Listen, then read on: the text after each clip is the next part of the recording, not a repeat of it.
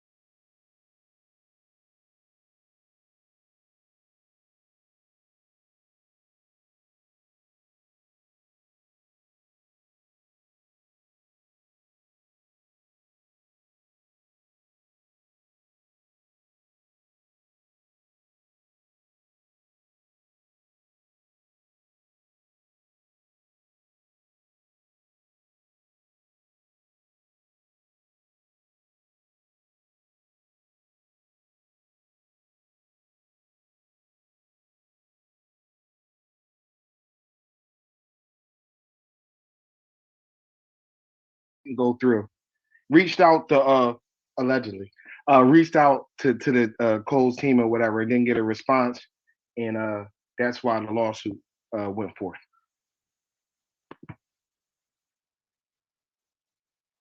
okay, that's what it is. I'm bionic. So you say, hey, hip hop is the new, you know what I'm saying, lawsuit capital, whatever. I'd much rather be that than niggas take it to the streets because that's what it used to be too. Like you talk about cats to pick up the phone, but cats also catch you slipping or set you up, do a show and then catch you at the hotel or catch you backstage. So, I'd much rather it go this way than the other way. You know what I'm saying? So it is what it is, man. And hopefully these dudes can work this thing out and we can move forward. That's huge, man. And a great point, man. Yeah, I just want to see everybody get along. That's it. I know it's not, the world's not perfect. It ain't gonna happen like that, but I like to see more collaboration than lawsuits. And you're 100% right. We've lost so many dope artists over stupid beefs, over stuff that just so you just either so angry or so immature to like not have that conversation. So I've I've been witness to that too many times. We all have, you know what I mean? So, I just want us to do better. And shout out to Cam. Cam has actually been doing some dope stuff. He had a a really dope comedy show here in New York about a week and a half ago that took off. So that was really dope. You know, he's doing his thing. You know, shout out to J. Cole. J. Cole has done his thing and continues to do it. So it is what it is. All right. Guess we can play some more music and whatnot and keep this thing going. It's a beautiful Wednesday, of course. You know, sort of odd day of doing stuff and keeping it going. So let me see if I can just grab a quick song or throw something else on and keep it pushing. Let me see. Check out this record right here. Hold on. Here we go.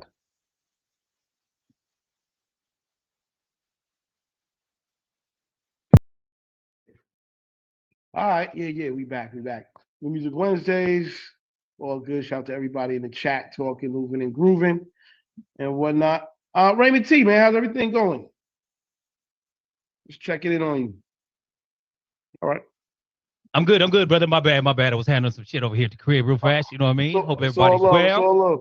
Yeah. What's the football report look like for last week, man? Are we? Hey, I mean, I'm happy to say my Raiders didn't lose because we had a bye week. You know what I'm saying? So we was good, but Yeah. it was super dope out my way. We had we do every year in the bye week a big Raider Nation barbecue, and we got all kind of booster clubs that come pull up from all different cities and states. So it was all love this past Saturday. You know what I mean? Like the Raider Nation, we do what we do. You know what I mean? There's a reason why we've been dubbed the nation. You know, there's a lot of people that have tried to bite that word over the years, but there's only one nation, the Raider Nation, brothers. You know what I'm saying? So I'm not gonna lie, man. The Raider fans, they are nuts. I've seen the paint, the skeleton faces. Yo, crazy. Yes, Pulling up on the highway next to a whole bunch of cats. Look like they're ready to go to war. They always like they're going to war. I'm like, yo, Raider Nation is a different type of thing, man. So shout out to the yeah. Especially listen, Vegas definitely is different than Oakland. Oakland was Oakland. You know what I mean? But Vegas is ill if you go because you'll watch the whole Raider Nation make the march from the MGM down the bridge all the way to the stadium, and you're talking. It's ill. It's ill. You know what I'm saying? So yes. Yeah. Dope. Shout out to the Giants. We got beat up. Really got our number. It's all good. But the Jets finally pulled out a victory. So shout out to the Jets pulled out a victory. Yes. So it's all good. It's been great, man. You know, October the sports have been up the chain, man. I've been watching everything. You know, baseball was great. Watching World Series. Yeah, we need to talk about 18 innings. I know y'all was up late over there in New York watching that. Y'all was what time was that by the time it finally was over for y'all? I'm gonna be honest, I fell asleep. Yeah, I fell asleep, man. It was so late. I don't even remember. I want to say it had been close to 3, right? Close to 3 for y'all.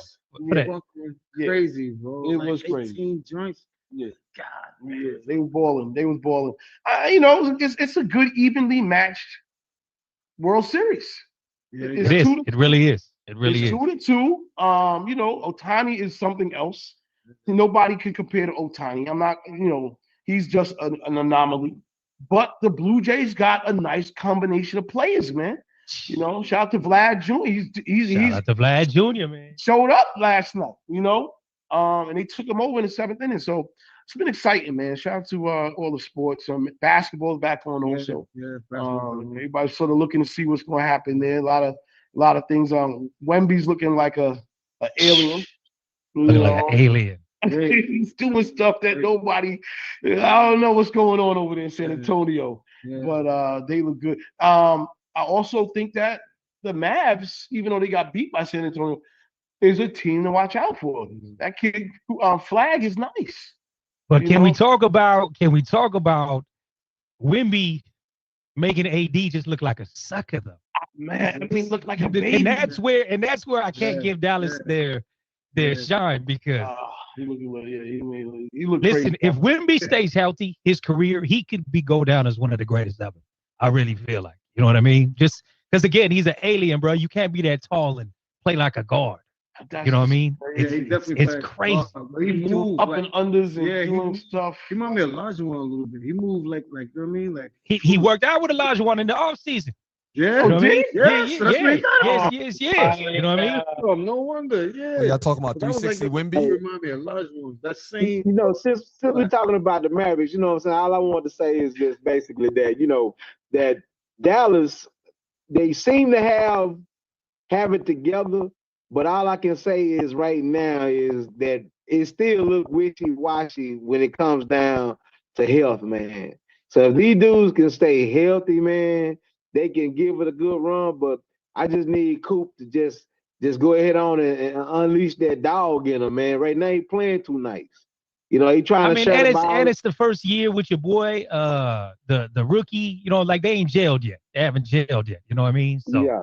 all that's gonna happen. But I mean, in the end, y'all. I mean, even for your Knicks, I think this is the best opportunity for. But again, who's the most healthiest come playoff time?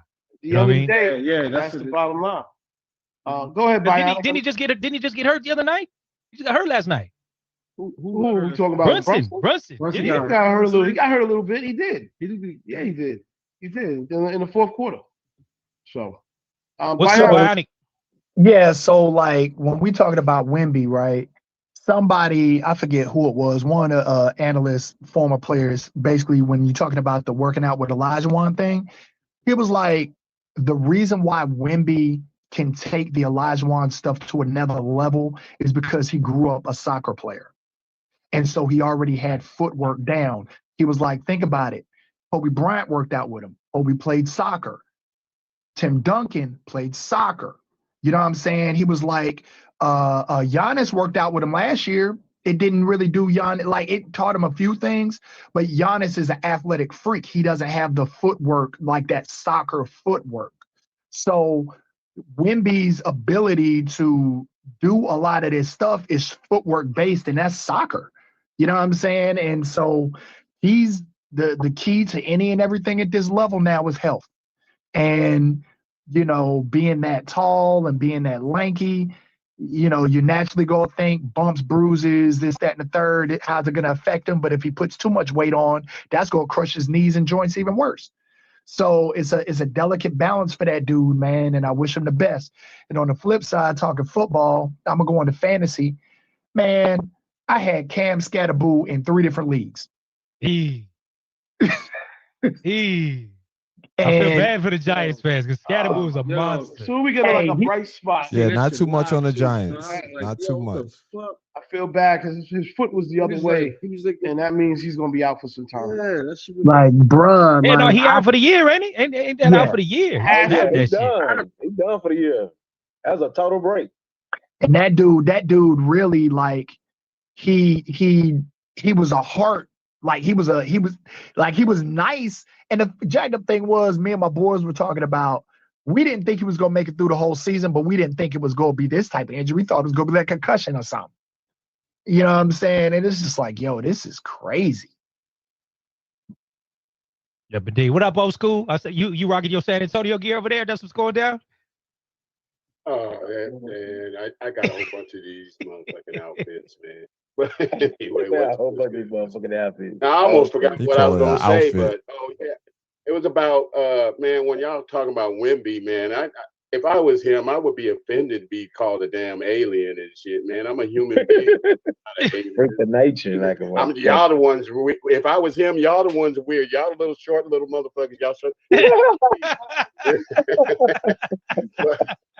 but yeah, man, he is a freak of nature, though, man. I mean, the shit that he does handles like Jamal Crawford. He worked out with Jamal Crawford too, and he went to China and studied some of the Shaolin monks' meditation and moves, and got his flexibility even more. You know, for a long guy like that, you got to be flexible. You know, so he got that under order. You know, he was handling the ball just like Jamal Crawford the other night, man. Pop, pop, pop, and pulling up from the three. So yeah, he's a freak of nature. But I think he would be offended if he showed up on one of them. What's that show? The cartoon with the futuristic mugs. I forgot what it was called, but they had him as an alien, like a tall green alien.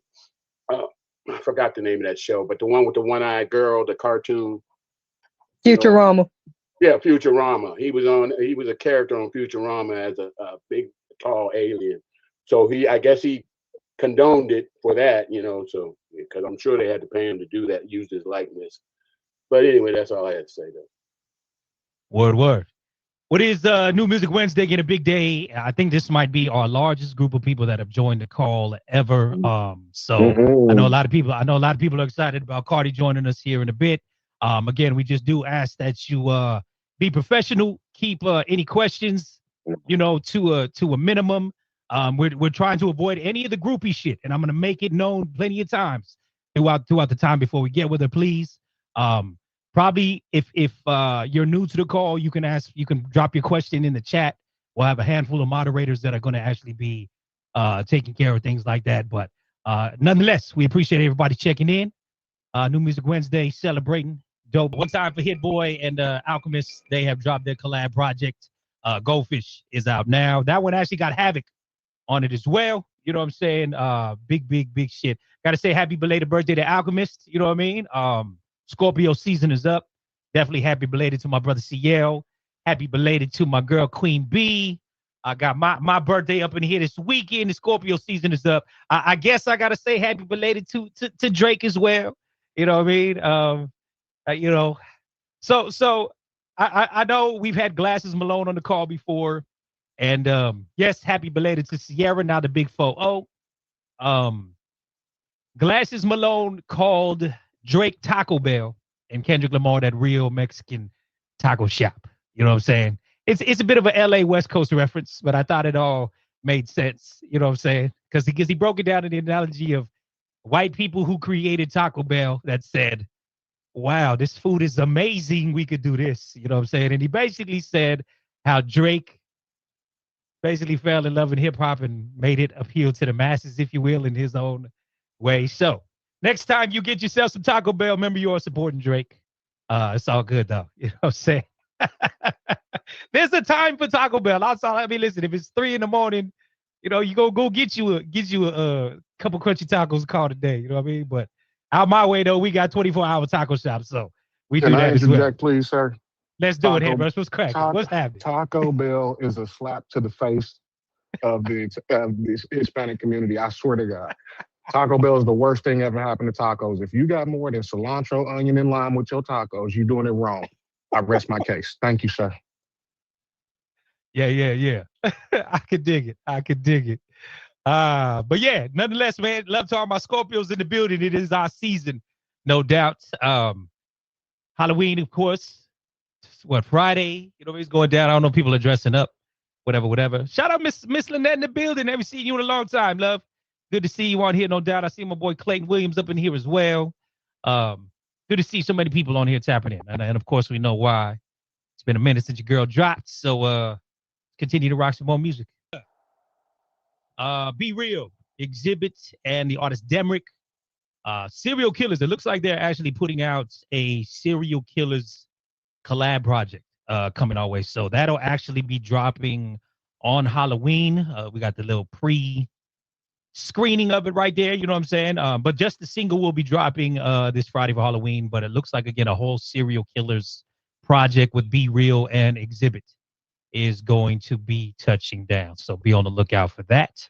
And I mean, I hope everybody's good. You know what I'm saying? I wanted to ask y'all because, in the past, yes, endemic, we've always talked Q1, Q2, Q3, Q4. Does it feel like that anymore in this day and age? It just really feels like one long quarter now throughout the year. You know what I mean? I don't feel this specific planning for like releases and that type of stuff like it used to be. You know what I mean? It used to, and I know right about now people are already planning for 2026, whatever. But yeah, no, I feel that spot. You're right. What you think of Bionic? The planning only comes for the higher ups or the major labels. They're still on the quarter system. Most independent artists, most up and coming artists, they're just thinking, 6 weeks out. I need to drop this. Now, granted, you still have people like, oh, summer's coming, oh, Christmas coming, you know what I'm saying? That sort of thing. Valentine's Day is coming. But for the most part, they're not thinking in quarters. The independents, the majors are still doing that because they still have shareholders to deal with. So they're doing their planning that way for the most part. But I feel where you're coming from. So you're saying it's still a label mindset, Yeah. if you will. Yeah. Yeah, the higher ups, like with that record right there, it's like we know that's not a major label release. You know what I'm saying? So they're like, hey, we're gonna put it out whenever we can put it out. We're gonna grind out. We don't have to answer to first week sales BS. You know what I'm saying? We can long boogie this thing and maybe do some shows here and there and rock, and whenever it takes off, it takes off. Whereas a label, if they put something out, they need a return on their investment ASAP, or they not even pushing forth with a second single, a tour, or nothing like that. So Okay. That makes sense. I could dig it.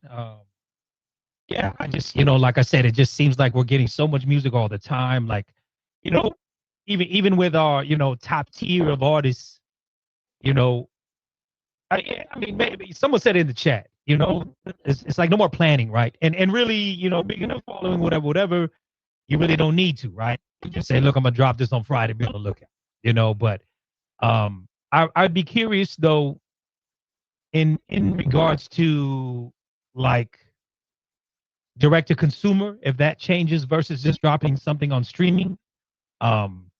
Again, and this is all we're always going to go back and forth with streaming, and everybody won't go back to physicals. I still, again, I'm an advocate direct to consumer, whatever the case may be. But, I don't know. Like I said, I was just curious to catch people's thoughts on that because, like I said, it doesn't feel like there's quarter, releases anymore. If anybody know what I'm saying with that, you know what I mean? So, but we rocking. I want to shout out Abostrus. Are you still here with us? Are you still here on the call with us? I saw you popping on the chat. I received your record. Oh, there she go. Got a little cameo. Is your mic working, love? Hey, I'm here. How you doing? All right, cool. We got a little surprise impromptu guest today. I received your record from the homie Whammy. And do me a favor, Mark. Can you turn your phone sideways so we get the horizontal full look? There we go. So shout out to Abostrus, yo. We got a little cameo today. When I saw you in the chat, it was mad coincidental because I was like, oh, I just got her record. You know what I mean? So I figured, hey, you here? Let's talk about it. You know what I'm saying? So introduce yourself to everybody, man. I mean, you joined on the right day. We got hundreds and hundreds of DJs on the call. Everybody's excited to talk to Cardi B, no doubt. So take advantage if you can. We're gonna just run it like that for you. So introduce yourself and let's run this record for you one time. Hello. Hey, everybody. My name is Abostrus. I'm from Houston, Southside H-Town. And this record is called So H-Town. It's Houston's new anthem featuring Lil Flip, produced by DJ Noble. All right, so we're going to run it, and then we'll come back and ask you a few questions. You with it? Yes, let's do it. All right, well, check this out, y'all. We got like a special cameo impromptu today. Are you out of H-Town as well? Absolutely. Born and raised. You better be with a song called So H-Town. You know what I'm saying? All right. Just check it. All right, peep game, y'all. Here we go. We'll run it back. Hold on, a little technical difficulties real quick.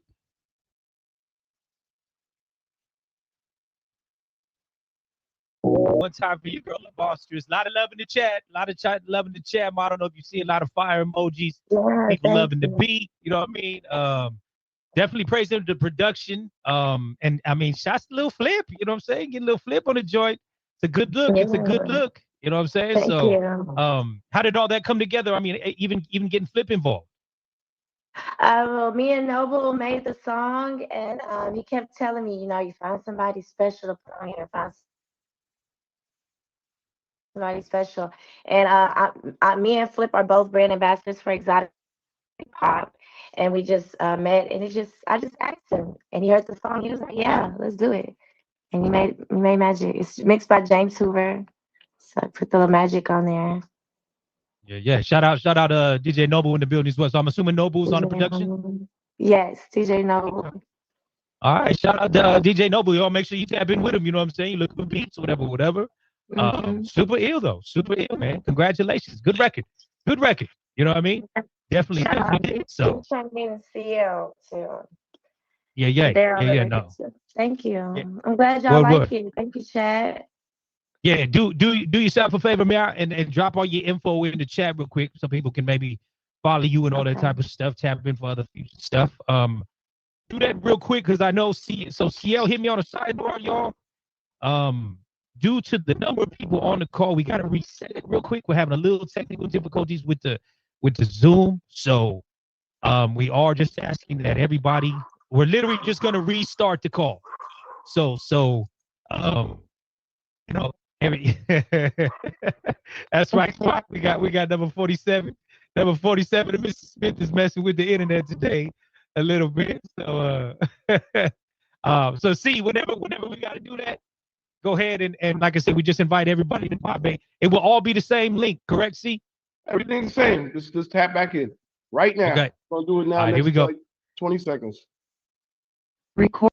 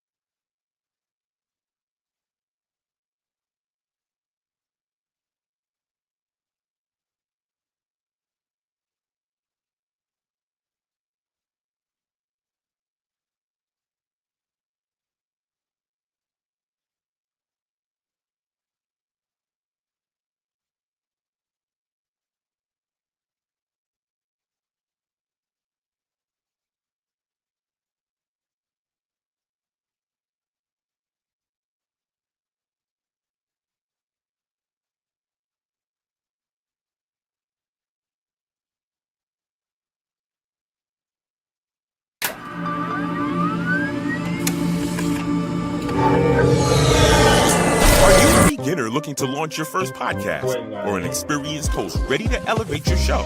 We specialize in solving podcasting challenges and guiding you every step of the way. From expert advice on purchasing the right equipment to mastering audio and editing techniques, we're here to ensure your podcast shines. Join us at Windows Over Atlanta and turn your podcast dreams into reality. Visit us at thematrixstudios.com.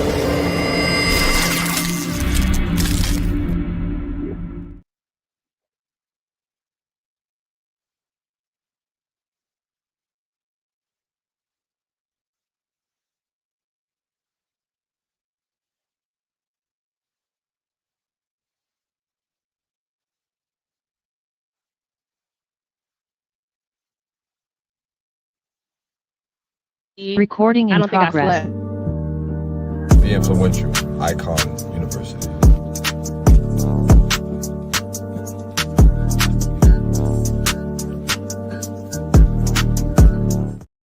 You went to it? You went to it? Yeah, I was there. Hell yeah. Hell yeah. That's good shit. That's good shit. And experience? Atlanta in itself is not a real place. People were standing in line for 4 hours, 4 or 5 hours for general admission wristbands, y'all. Like it was very serious. I mean, Future, Dolce, Kalani, Ray J, like I said, was on stage. Wale, just bananas. So many more. I can't even name them all. But what I will say is festival attire has changed. Okay. When I used to go to festivals back in the day, you want to be comfortable because you'd have to like stand up the whole time. You would, you don't know what the weather is going to be like, hot during the day, cold during the night. I'm telling you, ladies, I mean, the ass cheeks was out. And they was out. I was like, damn. My little booty. Let me ask you though. Let me ask you though. Did any of it feel, because I don't know what it was this past weekend, but I saw a lot of like pre-Halloween events. So did it feel like people was dressed up in costume? Hell no. It was just not just hoeing. I think it's always a fashion event when you go to Atlanta. It's always a battle of whose hair is laid, whose outfit is laid. So it was definitely like a fashion show. And it was lit. It was a lot of people. But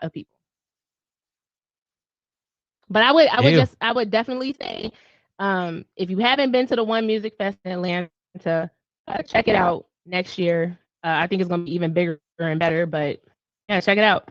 And also, word. Yeah, no, I was just commenting on that. I was at Party City the other day, and I was like, man, the amount of costumes that are sexually oriented these days. But it's like, hey, it's not even just a Halloween thing no more. 304s is outside every day. You know what I mean? Like you know. Well, wait a minute. Okay, y'all, I got a story for y'all. So when I was in college, I dressed up like a taxi driver. And I thought that was sexy because it was like a dress. It was like a, like one of those bodycon dress. It was tight and all that stuff. It had a zipper and you zip it down, the boobs all out. And so that was like, why you dress up like a taxi driver? And I was like, well, it was between a slutty witch or like a pumpkin. There's no in between. You're going to be something silly or something sexy. And so the last couple of years, I've been trying to find costumes that's like a little bit more appropriate, my ass. Yeah, that's good auntie behavior. That's good auntie behavior. Well, wait, hold on, wait, whoa. Hold up now. Ain't nobody allowed to call me. I had to get you. Hell no. You know what? See, listen. Is there anybody up there in New York that got that Social Security check that's looking for a sugar baby? Wow. Let them know. I'm ready. They show up. Tell them I need my rent paid. Hey, see, Brittany. Yo, Ray, that was disrespectful, man. No. Hey, listen, there's nothing wrong. There's nothing wrong with claiming your auntie-ness. And I'm an auntie for real, but that was disrespectful. There's nothing wrong with claiming your auntie-ness. I'm not an auntie. I mean, I am an auntie, but I'm not an auntie. There it is. You just said it. I'm still in my 30s. Like, can we please stop calling aunties?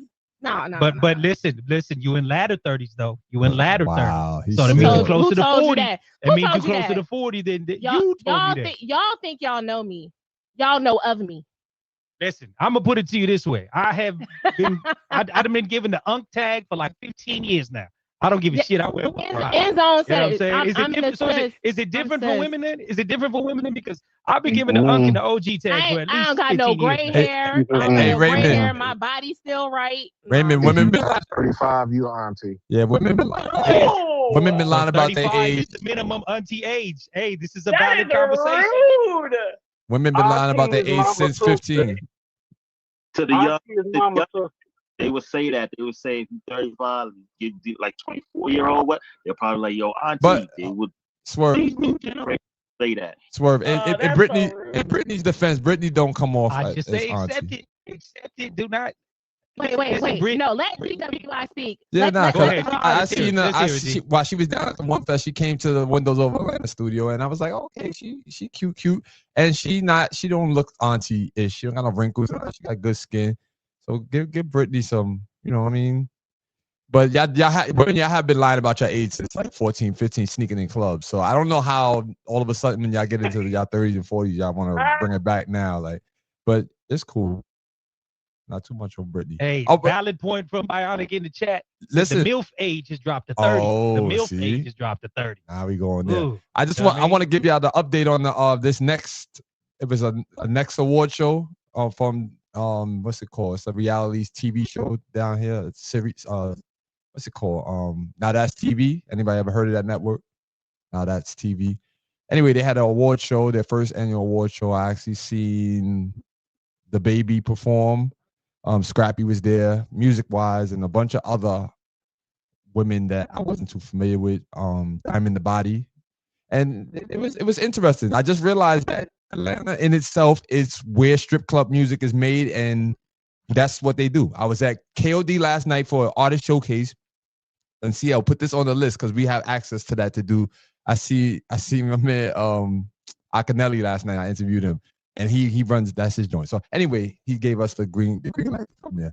But the music that the artists were performing, the independent artists, I'm just like, I can't sit. I sat there for 4 hours, y'all. I was just like, wow, like they really got nothing else going on but how much money they got and how much stripper poles they're gonna be on. And I mean, the girls was cool though. Girls was R&B singing. Listen, I don't know if anybody else was hearing that, but your mic was kind of going in and out there, DWI. Yeah, I don't know if it was just when you was speaking or yeah, that was me. It sounded like it was getting a little distorted or something like that. All right, I'll fix that. Did anybody else hear that, or was that just me? Head Rush. I was pretty choppy. Yeah. Head Rush, what's that? I was just trolling Brittany, man. Look, just take it like it is, Brittany. Look, between 13 and 17, you a YN. Between like 18 and 25, you little bro. Between 25 and 35, you like auntie and uncle and them. Between 35 and 45, you know, you OG.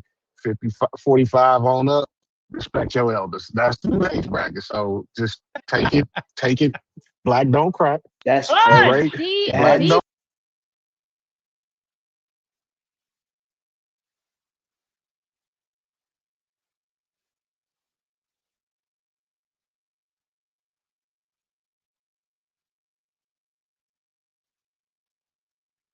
Gray hair does not mean that you cannot be an aunt or uncle. Stop putting yourself in that package. Black don't crack. We don't get gray till we like 70 anyway. So you can be 50 right now and still look 35. So You then, still an auntie. so then I have to ask the question: why are we calling me an auntie? Why can't we just call me Brittany? We gotta have other shit to talk about. I think it's a mentality, Britt. Like I said, you even just talked about your costume. You didn't want to do too slutty. That's good auntie mentality right there. You know what I mean? You say, look, I got the goods. I'm just not gonna put it out there. You know what I mean? Don't y'all want to talk about the NBA? Don't y'all want to talk about the NBA? We gotta have something else to talk about. Yeah, I tell you sorry. what. All right. I tell you what. Let's play a record. Let's play a record. Given that you were there for One Music Fest, because seeing his performance, I would have loved to see that, Britt. That man is super dope. One time for Leon Thomas, man, he's doing some amazing things. Just an overall multi-talented cat. I mean, he's a real musician cat, you know, playing the instruments, the songwriting, the producing, just super multifaceted. I mean, you got to keep in mind his day started with Nickelodeon, so don't think this man won't be doing anything and everything in entertainment all the way around. And looking forward to, because like I said, he is making a tour here real soon too as well. So super ill though, super ill. But like I said, jealous you got to see him live out there, Britt. If you did get to see his set, oh, you missed his set, Britt. Whoa. Listen, y'all, Atlanta traffic is something terrible. That's all I have to say. Got mad people in Atlanta right now. It's too many people. I'm very impressed by Leon Thomas. I'm just gonna jump out there and say that. Music wise, I think we played a song 2 weeks ago that almost sounded like a Prince record that I didn't know that was Leon Thomas. This record, I hear it a little bit more, but it's so funky and different. Yeah. You truly realize that he's one of the ones that can do anything. One of the ones. Yeah. Like I said, these days we talk about him, we talk about Anderson .Paak. Yes. You know, like Bruno, real musicality stuff that like, you know, that I think can carry on, you know. Yeah. Yeah, I agree, man. Good pick though. Great pick. Yeah. And I gotta listen to that album. What's up, Enzo, little sis? What's happening, little sis? Hey, yeah, that's what people call me. But piggyback up what you said, he's always been talented since the Nickelodeon days. Like I heard his song on Nick Jr. show called Jack Big Music Show. Maybe I heard of it, I don't know. But he always had a talent ever since he was young, and I'm like what he's doing as an adult now. So he always had it going on. 100%. You know, it's crazy because see, and this is where it gets weird because we will sound like old heads, but you know, I strongly feel like those of us that you know was born in the 70s, like it's gonna be hard to see another range of talent like we came up with. The Princes, the Michael Jacksons, the Whitney Houstons, you know what I mean? El DeBarge, you know what I mean? Like, you know, yeah, I said it, Brittany, 70s, baby. You know what I'm saying? I claim my shit. You know what I mean? I'm pushing 5-0, baby. I'm pushing 5-0. I ain't tripping. You know what I mean?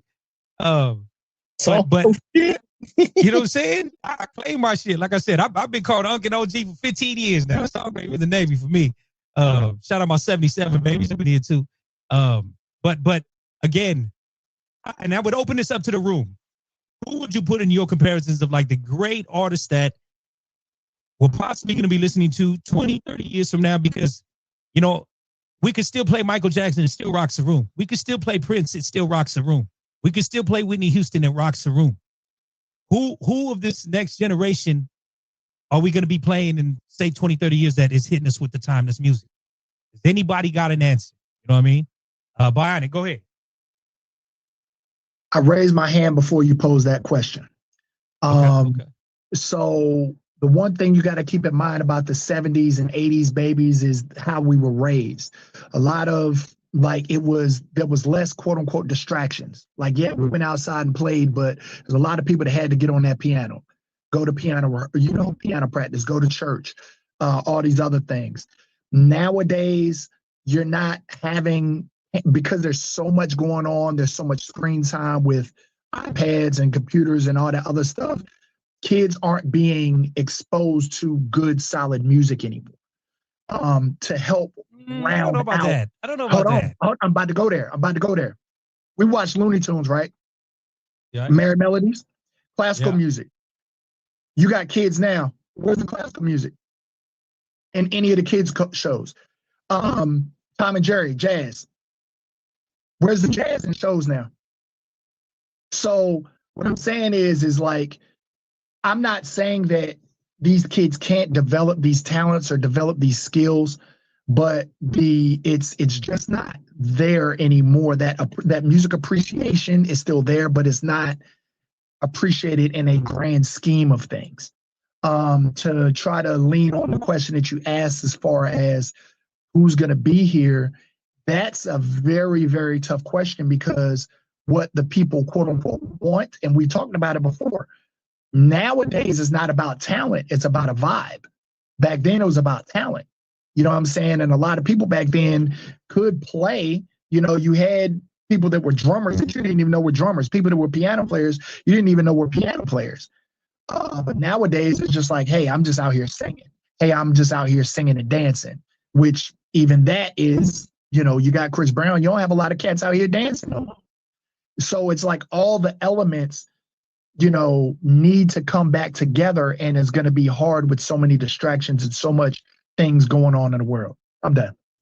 Yeah, I do kind of agree with you with the distraction thing, because I was even watching a thing about even the way shows, TV is being made today, and their, I guess, ability to try to survive.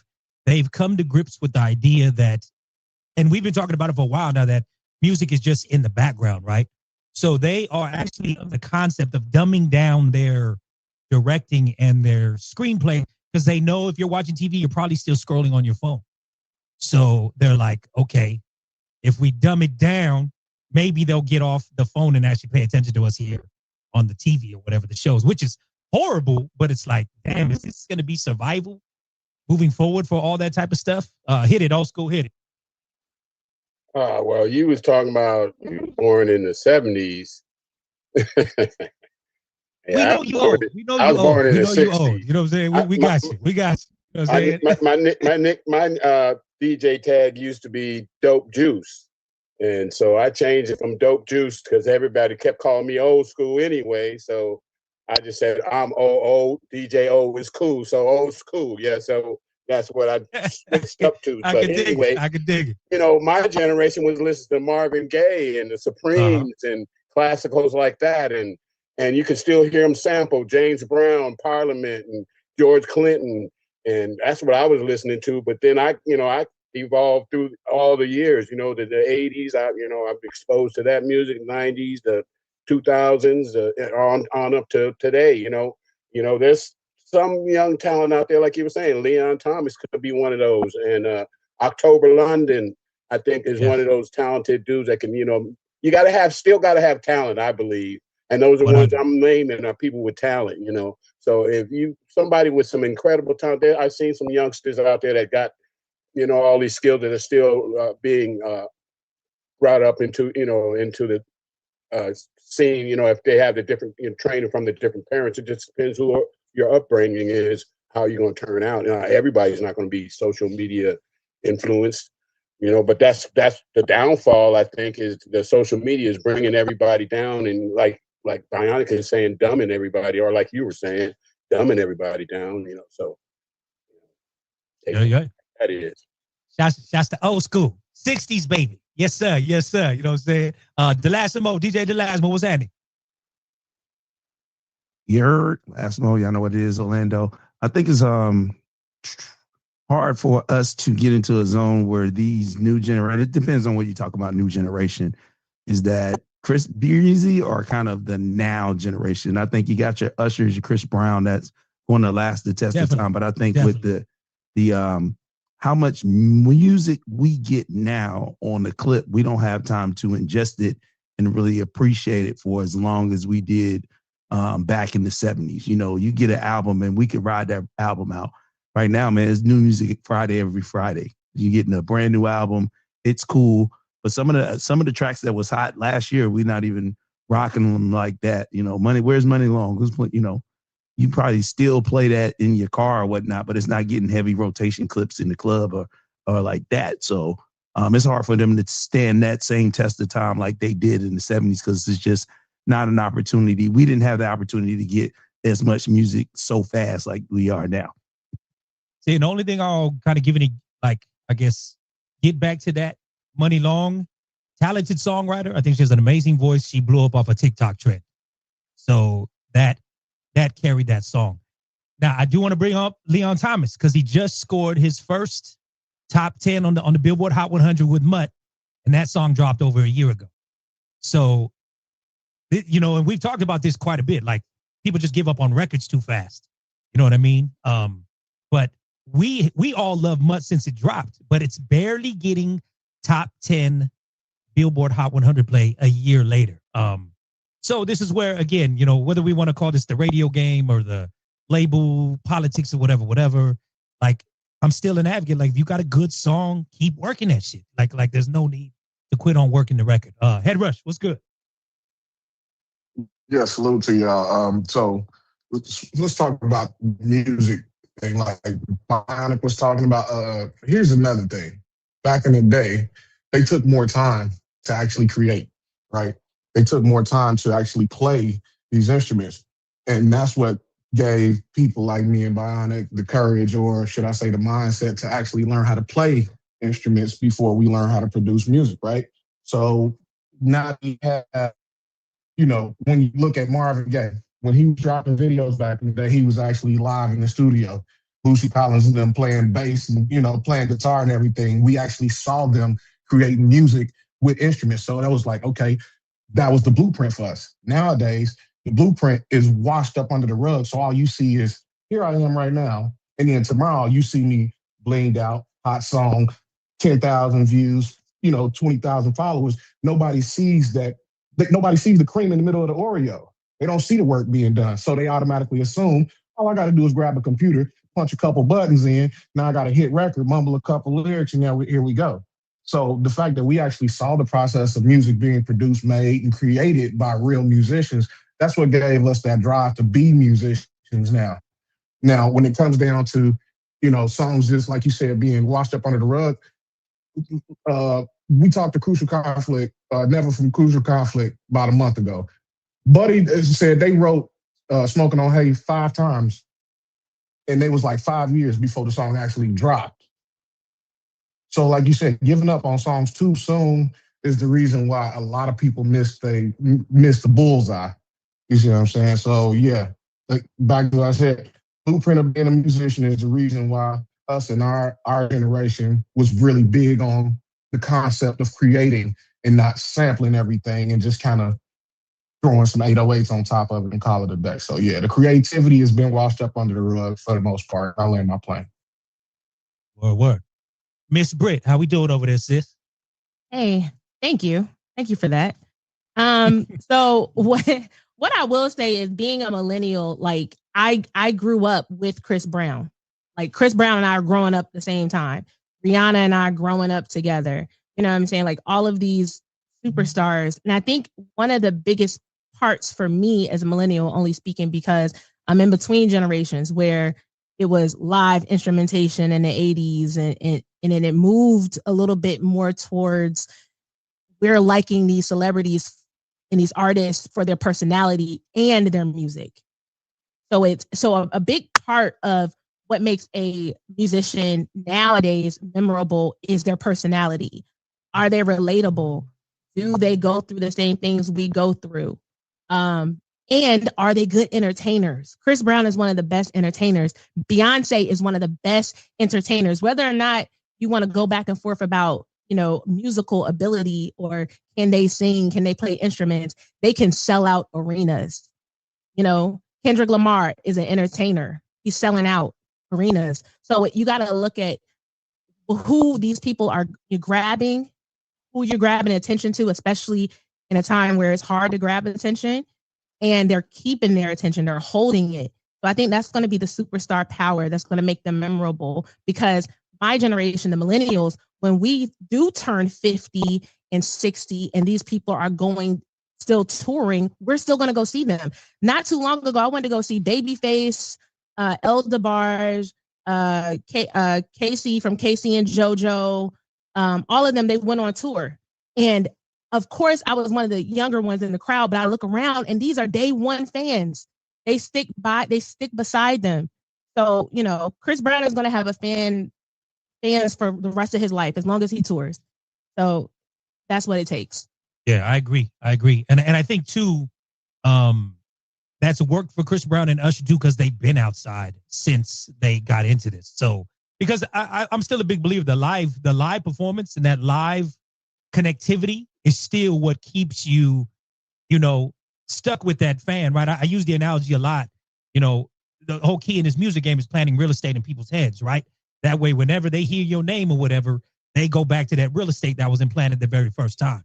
You know what I'm saying? So whether that was from a live show or you connected with a song or whatever the case may be, but, you know, it's very far and few the people that are now going and putting the effort, I think, into the live performance. And that's why I do agree with you, Brick, because even seeing Chris Brown, I went to the 2020 Bowl, and while I thought the show was a little long, he fucking puts his ass out there for 2 hours and just goes. You know what I mean? I've seen Usher.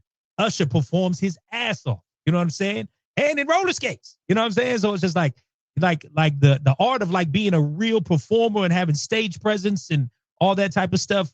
I would hope people invest more back in. Bionic, we're gonna play a quick song and then we'll come back to you.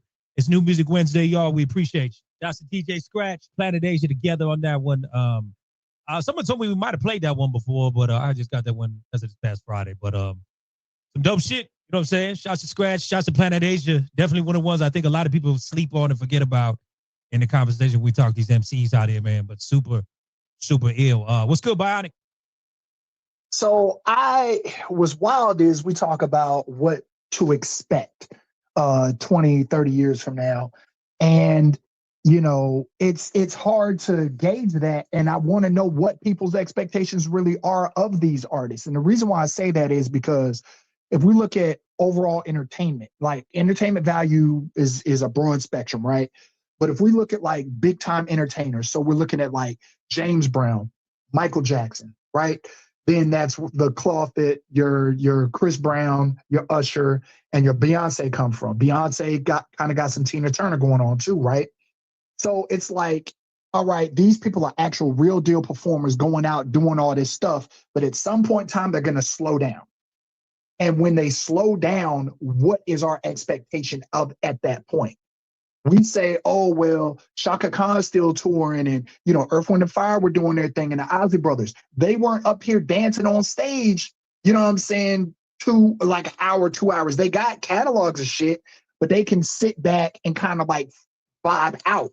You know what I'm saying? Whereas, you know, rest in peace, D'Angelo could have just rocked the club, you know, as a musician, or like Eric Benet and these people like that. So my thing is like, when we talk about what these cats are doing now and where they're going to be in the future, I think we need to look at what we expect and where we're tempering our expectations, because even now, like, what are you expecting from Maya when she gets on stage?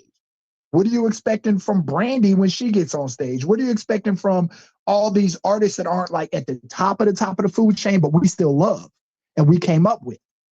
You know what I mean? So that's something that we have to take a step back and look at, and then understand that these artists now are going to use that as their measuring stick going forward as well. All right. Valid points. Big Red. What's going on, everybody? Again, I'm kind of agree with everybody when it comes down to the entertainers. Those entertainers, once they have they set fan base,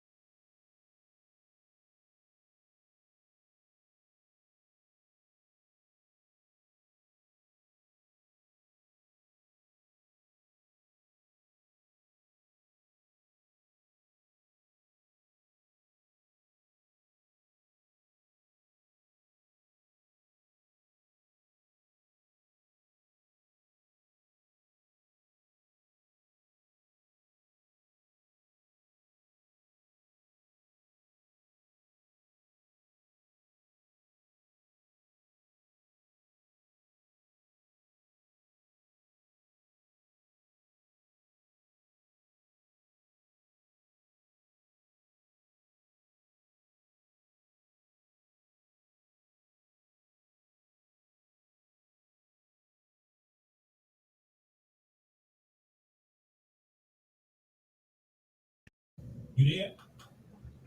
You got your hand up. What's happening, bro? So look, that's what I was gonna say, right? I think you always start with a new name. No, so when I'm not on my main phone, it pop up this, you know what I'm saying? When I'm on my regular phone, it pop up this. But I feel like this. I feel like we're gonna have, there's two types of artists now. You know what I'm saying? You have your older entertainers that can still get out there and do a little 1-2, like we see Babyface run across the stage the other day. You know what I'm saying? But you also have your artists that sit down or, chill a little bit, not do too much. You know what I mean? I just went to T-Pain. Selling out. Arena. You know what I'm saying? Chill a little bit, not do too much. In the 70s, T-Pain selling out.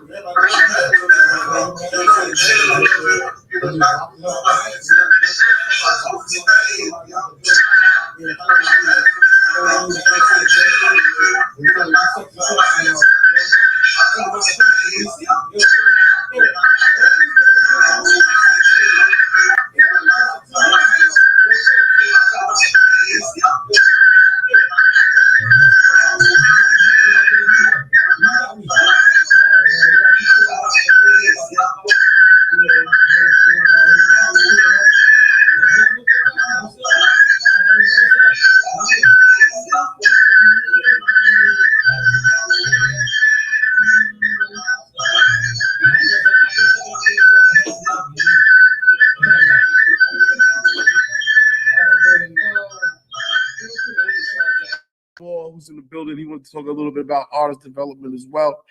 Just real quick, at least from my standpoint, it's something that has to be ingrained early in artists. The problem is that people feel like they reach a point and they don't have the tutelage, so they are not taught choreography. They are not taught, vocal training and breath control. They're not taught, how to be more than just a singer, just a performer. There are people who train artists to really be above and beyond. But I wanted to let Al sort of say his thing. Al, you want to say something? Do your thing? Hey, what's up, y'all? How y'all doing, man? It's Al Jamal Jones. I manage Kerry Hilson. I just want to say I appreciate all of y'all for supporting Kerry over all these years. We have a new project out, and I appreciate y'all support on this new project as well. To tap into what he's saying is just the fact that I come from artist development. I've choreographed for Puff, for Mary J, for 112, for Jagged Edge, Sierra, Chris Brown. I did everything that y'all can think of. I've done video, everything. The difference between the artists now and the artists from before is the fact that they do not have the budgets that they had in place before for artist development. There was hundreds of thousands of dollars, even millions of dollars that was put towards just getting an artist in a room for 6-7 months before you even saw them. We would rehearse one song for 3 months before we even did it. When we did It's Over Now for 112, that was 6 months worth of rehearsal before you even saw them in the video, another 3 months before you saw them on BET. So like when we were dealing with Monica, when we would do a tour, we would rehearse for 2 months on tour. You know what I'm saying? So now, the budgets that they have in place now do not lend towards the artist development. So if that person doesn't have somebody like a Divine, like a Fatima, like a Jamaica, like a Sean Bankhead, like a Jaquel Knight, a Bria Woods, if they don't have any of these people that they're going to pay in order to put them in rehearsal for 8 hours, 10 hours, 2 weeks at a time, they're not going to have the skills in order to go up on their stage. And a lot of times they're getting their artist development from actually just being on stage, messing up on stage every night in front of people.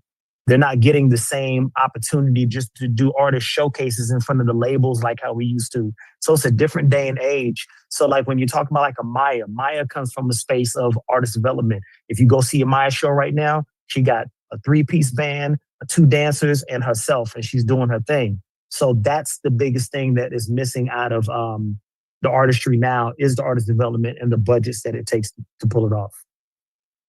Valid. So I want to ask you then, because I hear what you're saying about the budgets. Mm-hmm. Do you think these artists are doing themselves a disservice though by not putting in the work, regardless of a coordinator or choreographer, whatever, and just go? Because Quantum made a valid point. Everybody's learning as they go. They just doing it on the stage, but it's like because it's almost a testament to the music, right? Like you used to not be able to put something out till it was fucking there. And it's like Right. now, put the song out. You know what I mean? Right. And Hit play stage. catch up. Yeah, Mhm. yeah. You know what I mean? Well, I think that the biggest problem is not really about, yeah, of course, I think every artist should take the time to work on their craft, work on their stage show, work on everything that they can. But if there's no one to guide them in what it is, how you gonna break down the hook? How, you know what? We used to get in the room and I used to be like, let me put on the music. Let me see how you vibe to your own music. Okay, you do these 8 steps. I'm gonna take these 8 steps and I'm gonna space it out between what you're doing. Walk down to the front of the stage, rock for 2 or 3 bars, walk over to the left side of the stage, hit that one move that you did right there, rock for another, rock for the hook right there, walk over to the other side, like just to be developed and given direction. And a lot of people don't have anybody around them to give direction. They don't know what that looks like or how to pull that off. So even if you get somebody from your neighborhood, the local person who's really just on the up and up, you still need somebody to help you in that phase of just putting together a proper stage show, what the music sounds like, what a proper intro sounds like, the segues, what your show's gonna sound like, what the order you're gonna perform these records in, how you're gonna keep the crowd rocking for 15 minutes, 10 minutes, whatever that set is, and knowing that your club set is different from your arena set, from your festival set. It's a different set. Your 15-minute set, your 20-minute set, your 30-minute set are all different when you're going out there to rock. So I just think that it's a lack of creative direction and artist development on these kids now. Awesome, brother. Big stuff, big game, no doubt, man. Everybody in the chat feeling it as well. Well, Yeah, I appreciate congratulations y'all. and much respect to you on, a great career in doing it all, because you were speaking nothing but facts. You know what I'm saying? Man, I appreciate it. I appreciate and we it, all my hope, brother. shit, it can get back there, because the quality is suffering. The quality is suffering. You know what I'm saying? It is. But, It is. But with that being said, check out this new Carrie Houston, y'all. Peep game.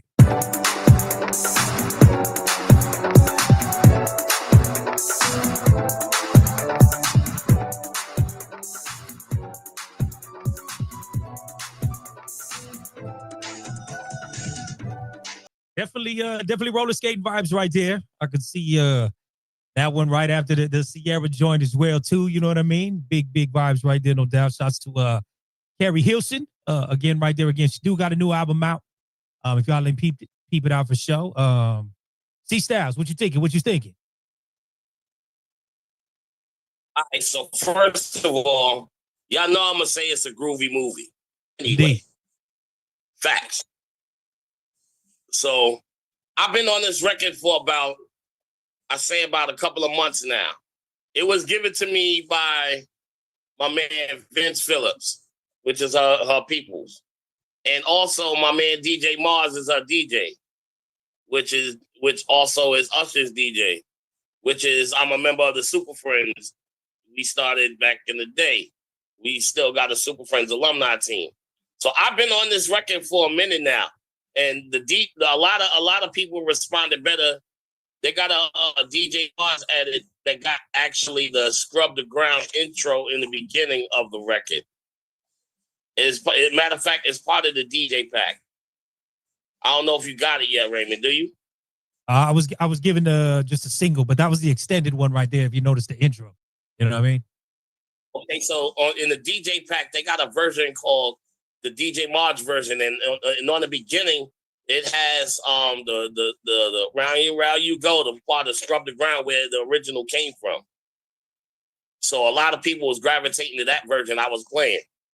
So yeah, that record is a go, man. You can do that with anything. For DJs, you could do it with shit like Nokia. You could even do a whole booty shaking set into it. You know what I'm saying? It goes great with sexual seduction.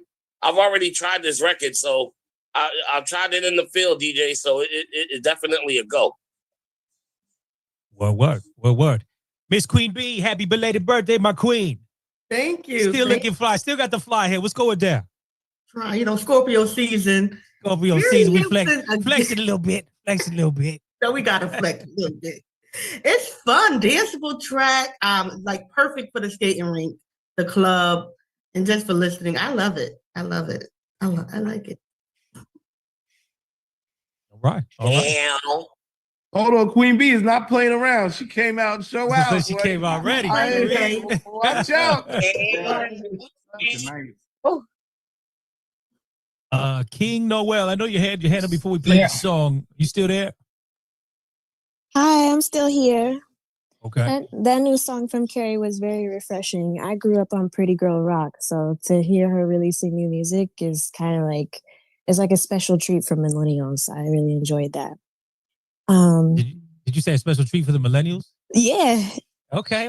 Yeah, for That's sure. Right, that's right. I'm an artist myself. I moved here from Nebraska, living in Brooklyn right now.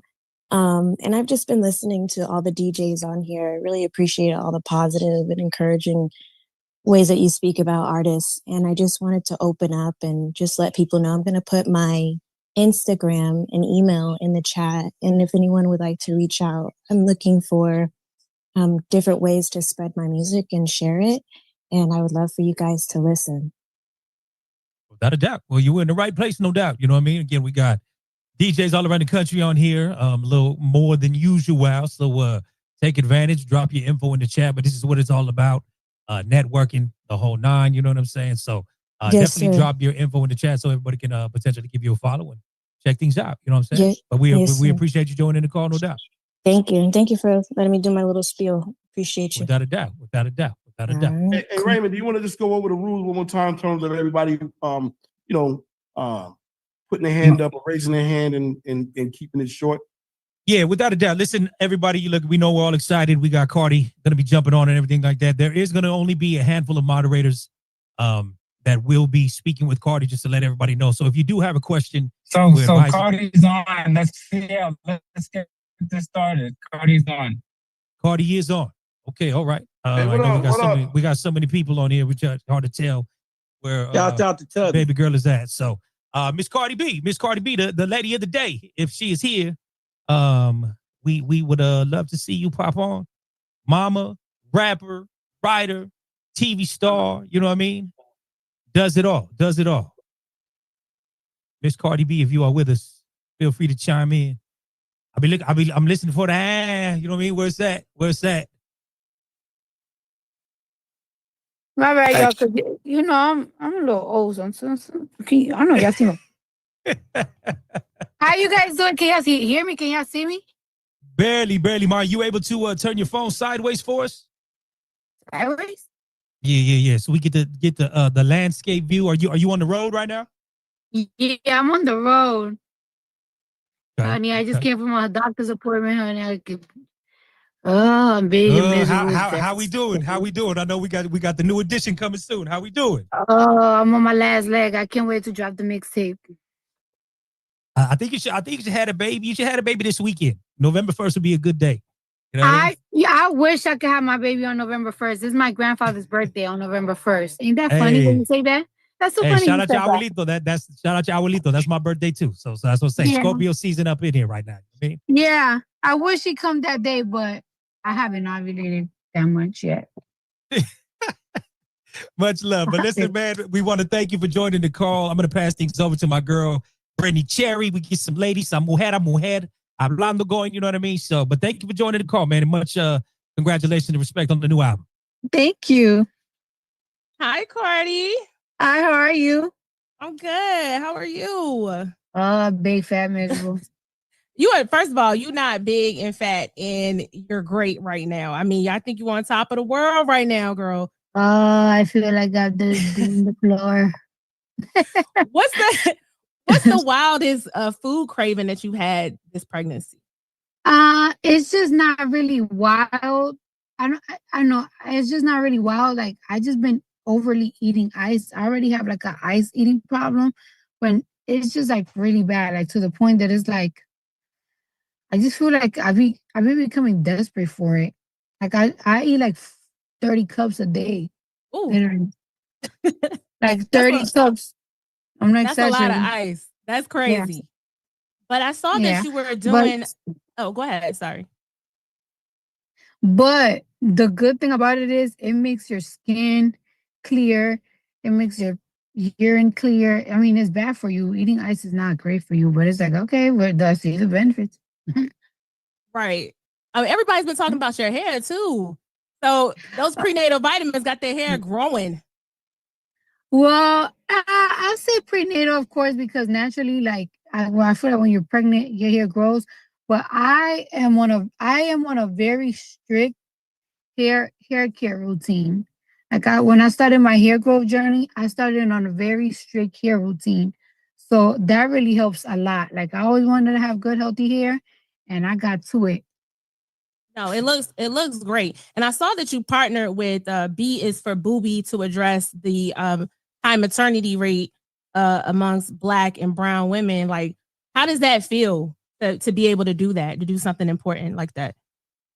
I feel really great, but like one of the real reasons why like I partnered up with them is because you wouldn't know, because they don't want to say it, because if they say it, they will like, it's not that they get more trouble, is that they will give them more of a hard time. Like the government, like the Republicans, they really are against powdered milk. Like they really are against baby milk because they believe that like women should be breastfeeding.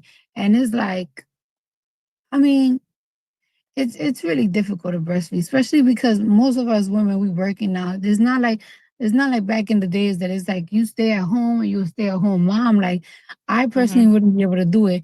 And they were fighting. They were going in that White House every other week to fight for the right to just have formula.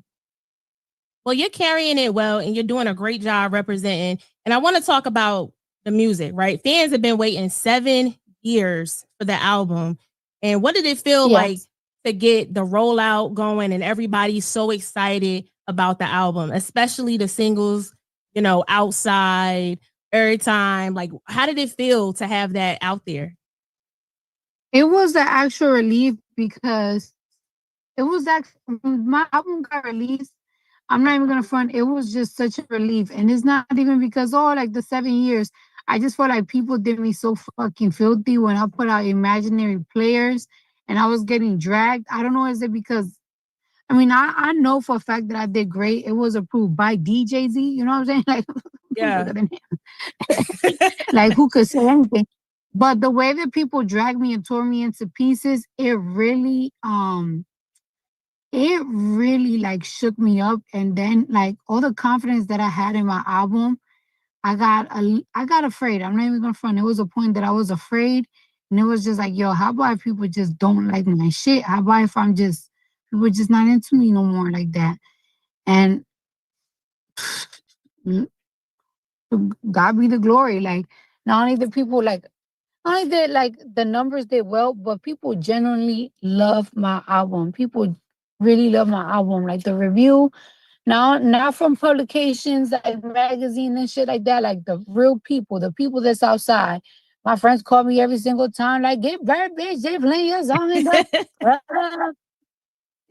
You shut it down, Washington Heights, when you had the bodega baddie pop up. You had everybody outside for it. What did it feel like when you saw the response? And what do you expect from the tour? Because the tour is kicking off February with, you know, Little Miss Drama Tour. What are you expecting from it? Well, I mean, it's doing pretty good. It's selling pretty well. I'm just expecting to just like get that. I want to get that rush that I used to get. Like, when I gave birth to my daughter in 2019, I don't understand. People really be forgetting. I was on the road like 4 times a week, and it just gave me such a rush. One thing about like doing music, you take time and everything, and you could do a whole bunch of magazines, but like performing sometimes, no matter how tired your body is, once you get on that stage, you get that rush, you get an insane high, and I want that back. Feel a little, you know what I'm saying? I feel a little bit grownish. I got 4 kids. Well, I'm about to have 4 kids now. So I feel a little like, who am I? You know what I'm saying? So I feel like I'm chasing a rush. And I feel like just going to the club and everything, like it's not it's not complacent. Like I want to feel that and performing rush. I can't wait for that. Well, I think everybody was super impressed with the last tour And this being your first arena tour, I think the anticipation is crazy, especially after we heard the song Safe with you and Kehlani. The song, I think it touched a lot of women because a lot of women can identify with that feeling. And what was it like working with Kehlani? And we're getting ready to get into the song a little bit more, but what did you feel about that song? I feel really good. I mean, the song, I wanted a song to like, I feel like I was talking about my relationship, my ex relationship, but it wasn't what I was feeling this year. Like this year I fell in love. Clearly I felt too much in fucking love. Now I've been knocked the fuck up and shit like that. But having the fucking baby and shit. By another nigga and shit. You know what I'm saying? So I felt too much in love with a motherfucker. So that's what I wanted to do. I wanted to do a song like also representing me. Like, yeah, I was in pain last year, but now I'm in love. And working with Kehlani, she's very, very, very easy because she's like really easy to have like conversations. Like we're two different people. Like she's from California and I'm from New York, and like she's just a little, centric, but she's really sweet. And there's not a lot of artists that are like that. Like even sometimes randomly she just checks on me, and like that means a lot. When artist just randomly saying I'm thinking about you, and it's like, hey, that's really nice. I thought nobody thinks about me. Okay, so Cardi, Cardi, I gotta ask about hello, it's me. What was the energy and the vibe when you got in the booth to record that one? The energy was outside. I don't think people understand. The energy is outside. Like, all right, like, of course, we all want a hit record, right? We always want a hit record. But I come from, right? I'm 33 years old. I was working since I was 18 years old. I literally heard DJs break records like from Atlanta, and I literally heard them break them in the strip club. Like you wouldn't even understand. I ain't had no, like it's like we didn't really use social media like that. When I was like in 2021, we ain't had no damn Spotify, Apple. Like Instagram was hot, but it wasn't like something. And then like Facebook was just Facebook. Like I heard records be broken in the strip clubs. The first time I ever heard the Migos was in the strip club. The hottest songs, the future you could ever think of, the top 5s, I heard them in the strip club. Like the DJs break the records in the club. So I want records that is like you hear in the club. I feel like we so inside. People like that they be forgetting that it's like they gotta play your shit outside. So it's like, what record do I want to hear in the club? And that's what I be thinking. I don't know. Maybe I have a different mentality from people, but I just don't. I like to do records that is like, yo, when I go out, I want is what people are playing, not just these TikTok shits. There's a lot of songs that people like on TikTok that when I go outside to a little hookah lounge, they ain't playing that shit. So it's like that's what I want. I want something that is like, how can I make something that is like the young generation that be online so much, and then just me, my generation is outside having a good time with it. And that's when I did songs like Hello Is Me, which is really similar to Jeezy. I go listen to Jeezy. So I want a record like that knocks in the fucking club. Make a bitch shake some fucking ass. Some titties. Cardi, if you ever drop that baby in the next and then we outside together, I'm finding you, because that's my same mentality. I want to be outside. I want something in the club, like hello, it's me. I want to pop out. So I'm gonna kick it back to Raymond so we can get into the first song here. But we'll be right back. Well, okay. Again, Cardi, we thank you for joining us today. We definitely want to celebrate, the album, and definitely we want to get into this one with you and Kehlani. Love that you had good things to say about Kehlani. You know what I mean? She's definitely one of the ones of the day. So if it's cool with you, we're gonna run this visual for you and Kehlani. This one is Safe, y'all. Check it out. Okay. Yeah, what's going on, y'all?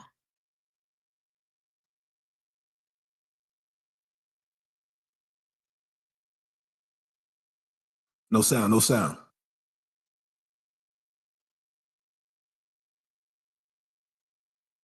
All right, we're gonna get the sound Yeah, together. apologies, y'all. Let me get the technical difficulties worked out real fast.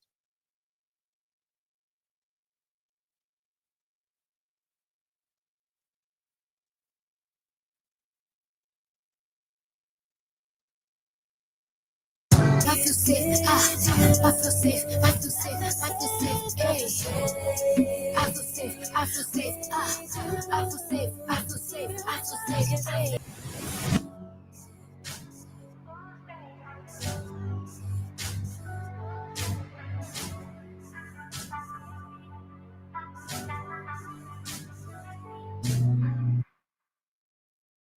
What a movie for show, Congratulations, Cardi, no doubt. Is she still with us? Did we lose her? Yes, I'm here, I'm here. Can you hear me? Okay, yep, we got you. Are you still in the car? Hold on. Hold on. Let's put this shit to look at. Why is it? Where's the option? There we go. Here we are. We got you. Honey, I had to pee, honey. I gotta pee every 30 minutes. I had to go inside Aldi's right quick. Cardi, this is why we love you. Listen, I was looking in chat and everybody been praising you just for like, you have not backed away from anything that comes from motherhood. You know what I mean? And we've all witnessed it. You know what I'm saying? From the idea of, you popping out, belly and all, dancing and doing your thing. You know what I'm saying? So, was there any when you got pregnant the first time? Was there any like? Because I feel like there was a faux pas before when a female artist got pregnant. It was like, that's the end of the career. You know what I mean? Yeah. So when you were gonna have your first baby, like you was peaking like heavy. You know what I'm saying? So like, was there any, I don't know, fight back from the team or anything? Like, now this ain't the time, blase, or it was like we doing this and we just gonna keep it pushing. This time around, you know what? I never really had a fight back, but like this time around, like it, like all right, for like the second and third time, like with Blossom and like Wave, it wasn't really like, it's like, oh, okay. Like, it's like, we're not worried. She already did it one time, so whatever. But this time around, the fourth time, I feel like people was a little bit worried, and I know that people was having certain meetings because it's like, oh, like she should know that it's okay. Like that, like we should push the album from the beginning of the year. It's great. She could go on tour like around April, May. And I was like, no, we need to put the album out in September. We're going to put out an album in September, like I said, and I'm gonna go on tour in February. And it's like I'm telling you guys, I'm promising you, is the promise is out my mouth. And I said that to Atlantic Records and I said that to Live Nation. Like, it's like, I'm gonna do this shit. Nothing is fucking stopping me. Nothing. And they was like, you know what? If you say so, we're gonna go with it. And that's exactly what we did. Like, it's like, shit, my mouth ain't fucking pregnant. Shit. You know what I'm saying? I could still spit bars, right? Yeah, like, it's like, my mouth ain't pregnant. Shit. My mouth ain't pregnant. I can still rap. You know what I'm saying? I man. still talk. Yeah, man. Brother DWI, you there with us? Yeah, I'm here. My mouth ain't pregnant is crazy. That's classic. My mouth Cardi ain't right pregnant there. is crazy. Cardi B. What up, Cardi? I'm representing the Bronx, but I'm in Atlanta now. But I'm in the Bronx still with the team. You came up a few times with, what was that? New Bronx City first when you came up my song with them to my studio, and that was beginning of Cardi 2014. Then you came up again with Swift On Demand and my man DJ Bedtime. Later on, Cortez was there, and that was a dope night.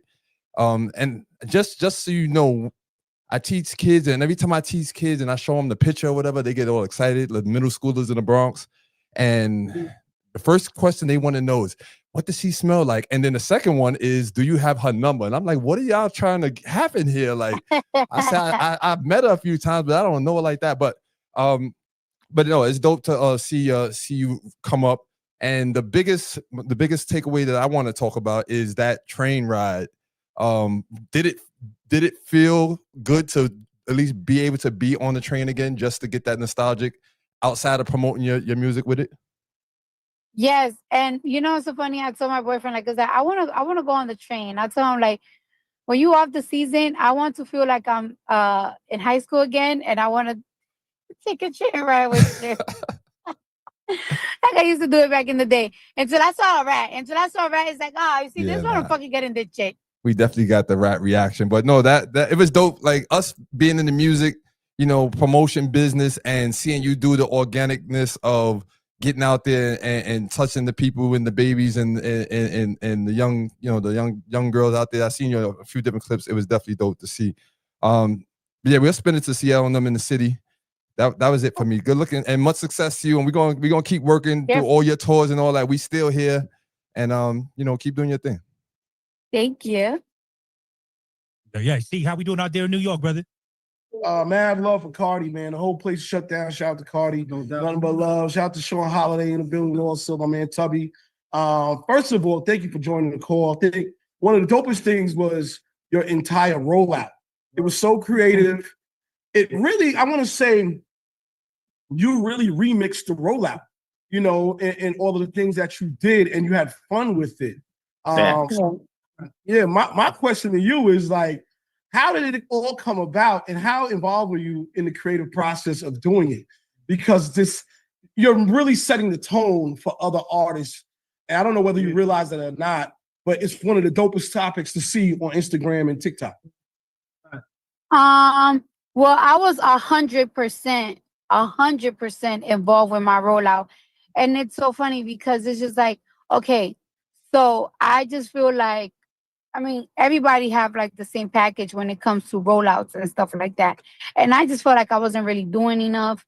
And I know that I wasn't gonna be able to do what I really want. Like I can pop off like I want to. Like it's like, okay, like I didn't perform on Saturday Night Live, right? I didn't do a performance for Saturday Night Live because I'm pregnant as fuck. It wasn't gonna look cute.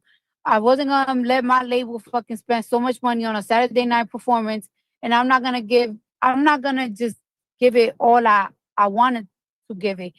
So yeah, same interviews. Everybody do the same interviews. Everybody do the same shit. So I was like telling myself like, bitch, you got famous off social media. I ain't got famous right away because of music. How you got all these followers? Like I told myself, like, how you got all these followers? I'm like, by being my fucking self. By being myself. And then it's like, you know what? You have to be your fucking self. Be yourself. Do what made you famous. And I did exactly what made me famous. Like it's like if you look at my rollout, if you look at my videos and shit, like it's like it's literally the same promotion that I was doing in 2014 when I was trying to have people come to see me in the strip clubs. Like it's like, y'all, I need to pay my rent. Help me pay my rent. Throw me some dollars. That is the same shit I did, but with the album. Ain't no different. Ain't no nothing. No different. And you know how much that cost me? Zero. And a lot of credit goes to Cardi. She came up with the idea to do that 7-city in-stores, which a lot of artists been doing. And that was all from her ideas. And I don't know if you saw all the footage, but she had record-breaking fans that came out there and waited for her. And she signed every single CD and vinyl for her fans. And that was all her credit. Man, all praises due. You know what I mean? Yeah, thank you. I mean, and that's another thing too. Like it's like, so I know I didn't hand in my album on time to like sell it in Target and sell it in Walmart, which is a really big thing. And it's like, I just know that people are not gonna be like, if you could tell them a million times, hey, go to this indie store and I go to this indie store and get my album and everything. And it's just like, so I told Atlantic, like, it's like, yeah, I need to do a budget for me to go to these cities because I'm going to sell these shits myself. I'm going to hit the quota myself. Because it's like, you can find a Target and a Walmart anywhere, but you can't find these indie stores anywhere. You know what I'm saying? So I'm like, I'm going to go and move that needle myself, whether I'm tired of fucking not. Shit. The fuck? Oh shit. David, go ahead. You got your Yeah. Peace, Cardi B. I'm David Lopez. You're extremely vocal on issues that affect everyday people, like the elimination of SNAP benefits and rising rents in New York City. Have you ever considered running for political office? I think you'd be a great representative. Oh, child, hell no. Oh, hell no. I don't want. I could barely manage my house. You sound like my sister. Oh, child. I don't want to. Cause I would love to. I would love to make a change, but I just feel like if I get in any type of office, any type of anything, and I don't get my way, I'm gonna be really aggravated. I'm gonna be very moody. I'm gonna get very emotional. I'm just too emotional to deal with shit like that. I'm too emotional. Shit, the government might end up trying to kill me because I'm gonna start talking some shit. Might start spilling some beans. So it's just not for me. And you gotta wake up early and stuff. I'm not waking up early. I already gotta wake up. Fucking get these goddamn kids dressed up. Getting dressed, waking up, going to City Hall and shit. Gotta wake up at 6 in the morning, go to City Hall. I could barely wake up, get these motherfuckers dressed up. Real You know what I'm saying? Real spill. Hey, well, let's get back into another record. Cardi, like I said again, thank you for your time. We're gonna rock with this one. I'm gonna tell you like this: out on the West Coast, with so many Latinos out here, Bodega Baddie's been going crazy, just from what I see.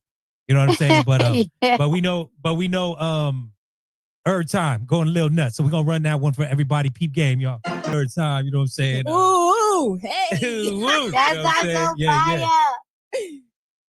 Hey, Cardi, I got a question. A lot of male groupies, a lot of female groupies. How you separate the real ones and the people that think they're just trying to, use you for your status? Yeah, well, I don't know. I don't really be around people too much neither. So people that I don't really get close to people like that. So it's like whatever. Yeah, I just took more or less, like I said, I see your TikTok and you got 30 million followers on TikTok. You know what I mean? It means every time you go on a live or something, like, I just can't imagine that much. I mean, how do you deal with that type of attention all the time? I'm just at this point, you know what I'm saying? I just feel like just smile.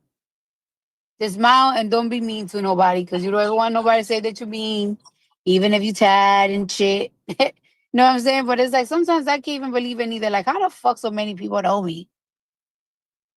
Why millions of people who don't know me? No, I'm saying that shit feels crazy. Well, Cardi, you invite us to get to know you, which is why so many people love to tap in with your music. They love to tap in with your lives, and because you allow us into your life. So when you dropped the song Errtime with Lotto, what was the energy like? Who reached out to who to get this song going? My team reached out to her. Absolutely. Like, it's like, who will sound great on the song? And it's like, well, Lotto sounds perfect on the song, and I'm already name dropping her. Hit her up, y'all. Let's get the ball rolling. And she did it. She did it in like less than a day. I was like, yeah, it's going. It's and going. People love her verse, and I love her verse too. Her voice, oh my God, the whole song is hard. And like, she's got that Atlanta swag and you got the New York swag and you bring it to the song. So I know it's going really hard right now in the streets. And, do you ever think about doing a Jeezy remix on there? Like getting some more Atlanta flavor in the mix? Not necessarily on that one. We was thinking about on Hello. You know what I'm saying? There. Do Jeezy sound good on all the songs? Jeezy sound good on all the songs. Because we was actually thinking about Hello instead of Errtime. Hello. Yeah. And then get us some visuals with that. That would be so hard. That would go so hard in the street. I also think that, like, how you did the pop-ups in New York, or, as we get closer to the tour, are you planning to do some pop-ups in Atlanta, maybe with Lotto, both of you guys together? Well, I definitely want it. Don't tell my fans, because then my fans gonna be like, you stupid bitch. You always getting fucking pregnant and fucking shit up. So y'all don't tell my fans this. But I was supposed to shoot the music video like 2 weeks ago, and we really wanted to do it like, like how back in the day they would do like a club scene, and there was like cameos of different rappers. We really wanted to do like a Magic City, Atlanta field video, and I wanted to do it with Lotto, and I wanted to have like a whole bunch of like cameos of like Atlanta artists in there. But the label insurance, they was a little scared. They're like, you know what, baby girl, you a little pregnant. You need to sit your fucking ass down. Right. Yeah, we don't really want you to take a flight, ho. Put that shit on us. No, sit the fuck down. So I was like, all right, I'm gonna just wait till I give birth. But don't tell that to my fans, because then they're gonna be mad at me for opening my legs and shit.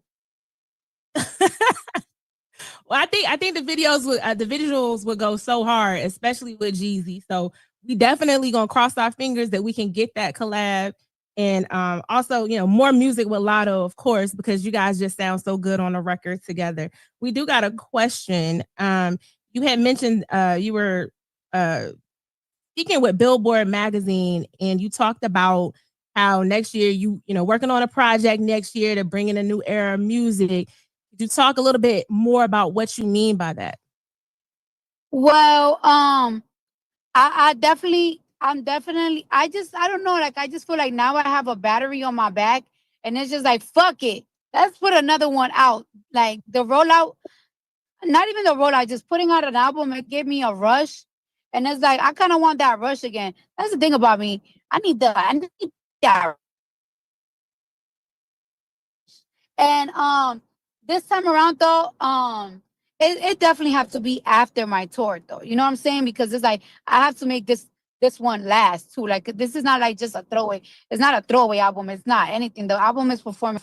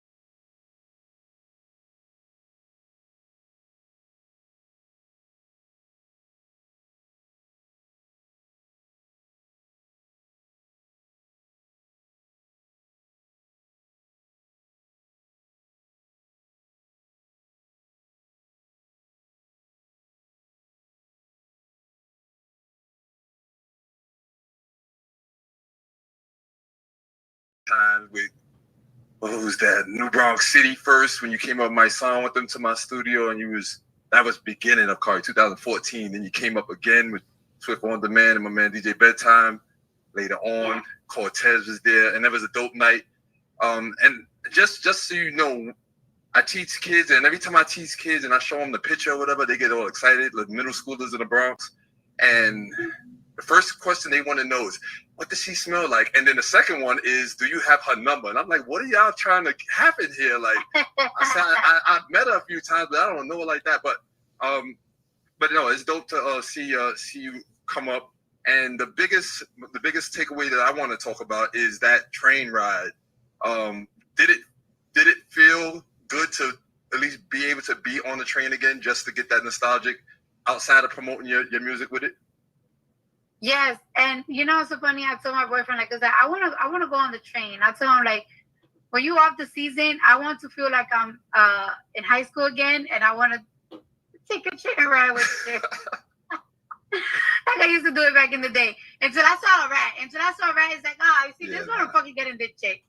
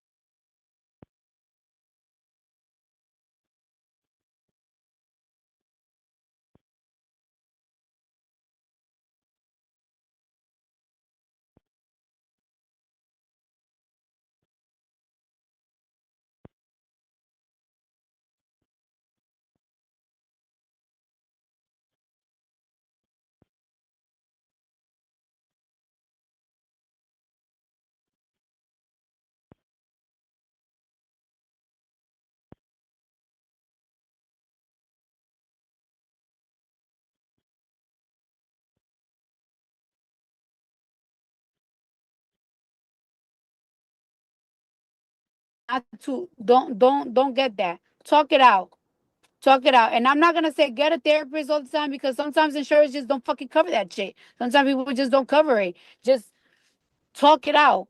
Talk to the fucking mirror. Talk to a tree.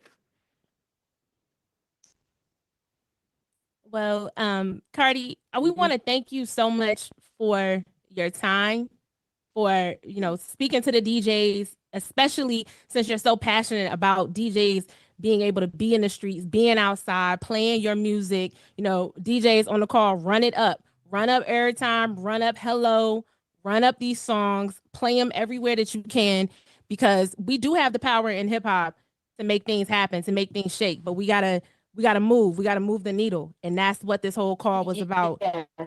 Moving the needle and getting real hip hop back in the streets and outside where people can hear it. Cardi, I look up to you as a mother, as an artist. And we're excited for the tour, and we're praying for your mental health, for everything that you're gonna bring to us in 2026. And we just want to thank you for being on the call today. Thank you. You know, talk about day. Thank you, Cardi. Thank We you, appreciate Cardi. you, man.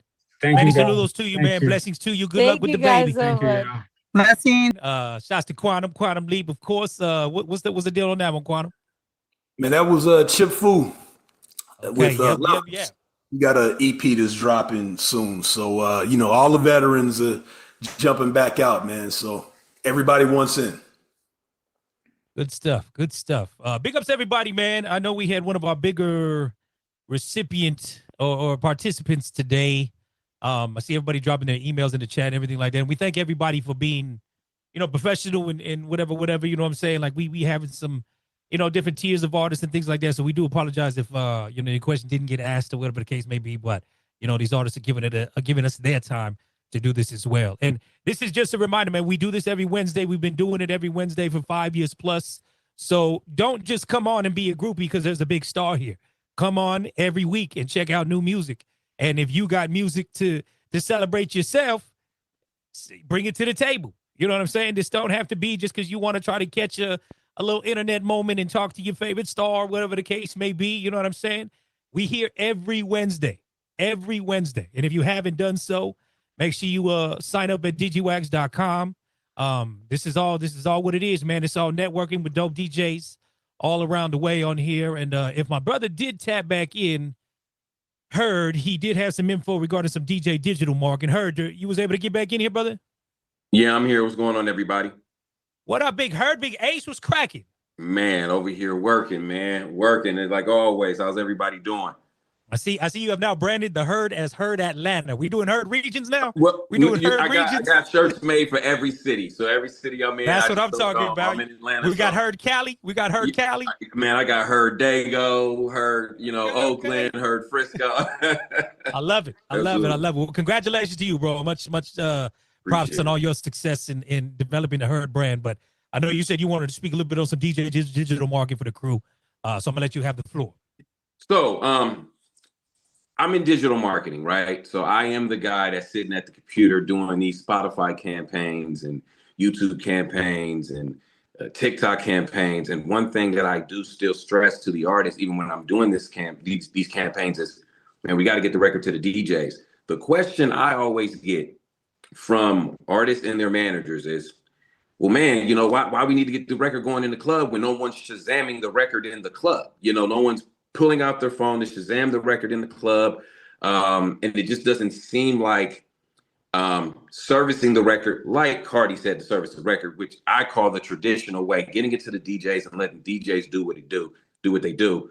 The question is why do we need to do that when it doesn't seem like it's moving the needle and everything's about online numbers, streams, views. And I've been very interested in having a conversation with DJs on, how do we work together? How does digital marketing and DJs, come together and say, hey, look, you need this side. Yeah, you got to get things going on social media, but you still need to hear your record when you go outside, because this is what in my opinion, this is what the music is made for. is to go outside and have a good time to the music. Like when I'm in the club and I hear it happens all the time. Just like she said, I hear a song and I've been loving that 15 seconds of that song on TikTok. But when the rest of the song play, I'm like, man, turn this shit off. Turn it off. I can't stand it. So getting artists and their managers and labels to understand, yeah, we do got to handle things online, but we got to make records that actually are good records and sound good outside. How do we make that connection so the artists understand that that is important? Like outside is just as important as online. I haven't been able to figure it out, so I figured I would come to my OGs. Raymond T is my OG. D-Train is my OG. I figured I would ask you guys if anybody's here. You're on mute, Raymond. Raymond, you're on mute. I said, my bad. I had to step away real quick, brother. What was the question again? So it's just, how can we get, digital marketing and DJs to work together? Because again, like most artists that come my way are like, bro, but no one's Shazamming a record in the club. You know what I mean? Okay, cool. It played in the club, but it doesn't move the needle. I go home, I still don't have more fans. I still don't have more streams. I don't have more views. But then at the same time, it's like, okay, cool. You got this buzz online, but when you go outside, your record's not playing. Nobody knows it. So it's hard for an artist to get a show because people just know this 15-second clip of the song. They don't really know the song. They're not turning up to the song. So promoters aren't booking you because no one knows who you are. They just know that 15 seconds of the record. And even when I get I have artists that have tens of millions of streams that I'm working with. Like I have an artist that has over 200 million streams on a record, but he's not getting booked. He had to set up his own tour because the promoters weren't booking him. So he has this I don't know. I guess it's cool if an artist has their own bubble or their own fan base, their own community. But at the same time, I feel like the missing component is the records playing in the club. Like I'm in Atlanta now and I'm hearing promoters tell me in the strip clubs, like, man, we used to be able to get your record going up if the girls liked it, but now the girls got to hear it on TikTok before they come to work. And then or when they hear it, they'll say, I know that club, I know that song, and they'll start doing a little dance from TikTok on stage. And then everyone's like, oh yeah, but then the DJ had cut it. Right after that little part, everybody know I'm going to something else. So I'm just trying to figure out what's the missing part, what's the missing component, and how can we work together? How can we work these records together? Well, before I answer, I want to let Bionic go because he has spoke on this before, even in the familiarity of the strip club scene. So Bionic, go ahead, take it away, brother. If you want to talk about strip club, everything that works in a strip club is about money. You pay the DJ, you got to pay the girls. You got to pay the girls. It's just like look at the girls like social media influencers. Yeah, you can make friends with some of them, but at the end of the day, they are at work, and everything. A lot of things they do outside contribute to them making money. So it's one of those situations where, yeah, it's this viral clip, blah blah blah. But in order to make it bigger, you need to pay an entertainer to dance to the whole song. Some of them got poles in their house. Do this, do that. Shoot some minor music videos or things like that in that aspect. The other side, and I know you're talking about not getting booked because people don't know the stuff, but the other thing is possibly look to move to getting up with some DJs and doing some co-hosting. So you got DJs that kind of are their own mic man, and some DJs just want to spin records. Right. Co-host, mic man, and hype yourself up at that point, because we talk about it on this call a lot of times. It's not the what, it's the who. Right. Which means if he's popular based on name alone, then that's the dude that did this such and such. Yeah, I'll listen to his record. That's the dude that did such and such. Yeah, I'll listen to the record. Beat King was a good example of that. You know what I'm saying? Very much so.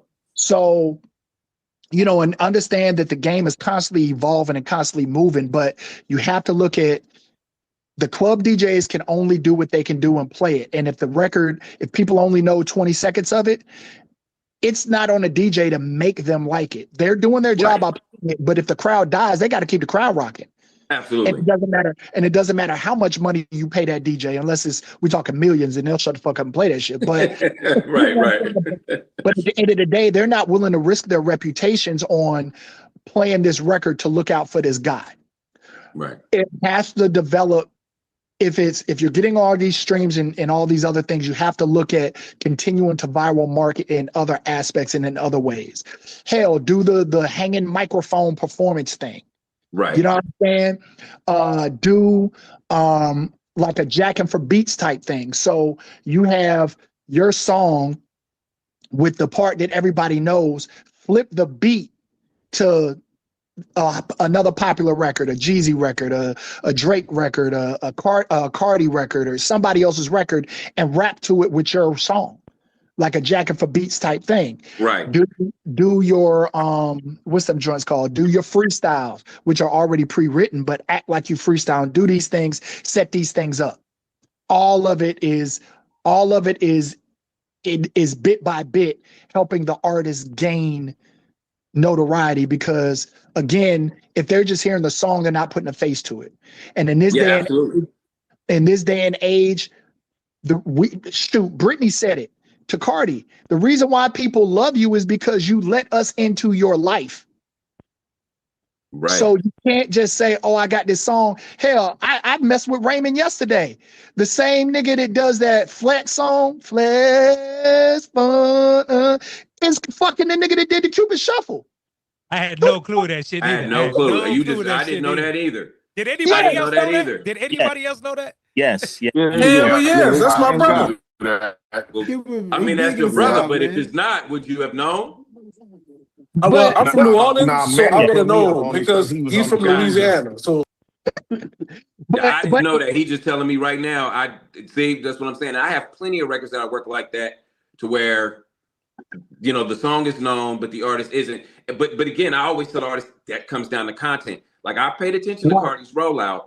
Would have loved to be a part of it, but I paid attention to it, and the rollout was, yo, she said it. I blew up, got popular, got famous from social media.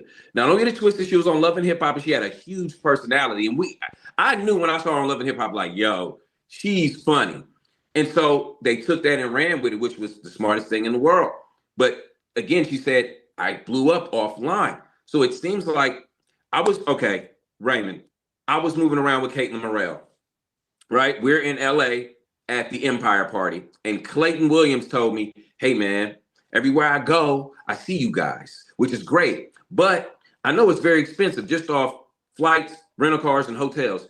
You may want to consider handling some things online first, so that when you move around with her, people go, that's the girl that got that such and such song. I'm like, wow. So we need to do that first, even though the record, everybody was playing It's Whatever, right? Even though the record was being played, it was almost like, yeah, but it's not popping online, so it don't matter that it's that is playing and the DJs are loving it and you're doing 100 drops every week. And I'm going, but look where that's gotten us. Nothing's sticking. Nothing's sticking. You know what I mean? It has a moment and it fizzled out, and that's why they're looking for the next one and the next one and the next one. And again, it's crazy I'm saying this because I'm the guy that's sitting at the laptop doing a lot of these campaigns. But I just feel like, okay, one, AI is here and we can hate it all we want, but it's not going to stop it, right? And they're telling us, hey, bro, these people don't even care if it's a real person. That when it comes to the song, they just hearing the song, they like it. Okay, cool, I'm streaming it 1 billion times. It gets to the point where even though I'm doing these campaigns, I'm like, well, I'm lost because you got 50 million views here and 10 million streams here, but nobody knows you. But you're yelling at me that if we work the record with the DJs, that no one is going to Shazam it in the club, and no one cares if that stripper that everybody knows dance to it in the club. You rather see her dance to it on her TikTok. Where does that leave us? See, and my response to that would be is we have continued to complain about the decline of hip hop, right? And I strongly feel like we've let the business interfere with the music, right? Yeah. Everybody's got just hearing Bionic talk about, you got to go pay the DJ, you got to go pay the stripper. You know what I mean? But you know, once you stop paying, you run out of support. You know what I mean? And there used to be more of an authentic, you know, and I mean, even hearing you talk about Clayton, because like that's the idea of like, that's how, and it just sucks because I feel like we get in these conversations so much. It used to be like this. It used to be like this. It used to be like this. And it's like, I think it still can be like this. And I just think there's finding that balance right between the online presence and the real life presence. You know what I mean? Because they matter today, right? They both matter. Yes. The part that gets hard, and I was just kind of in a conversation yesterday, is like people have become bigger than the platforms. You know what I'm saying? Like radio, they want to hire influencers now, but they suck at radio.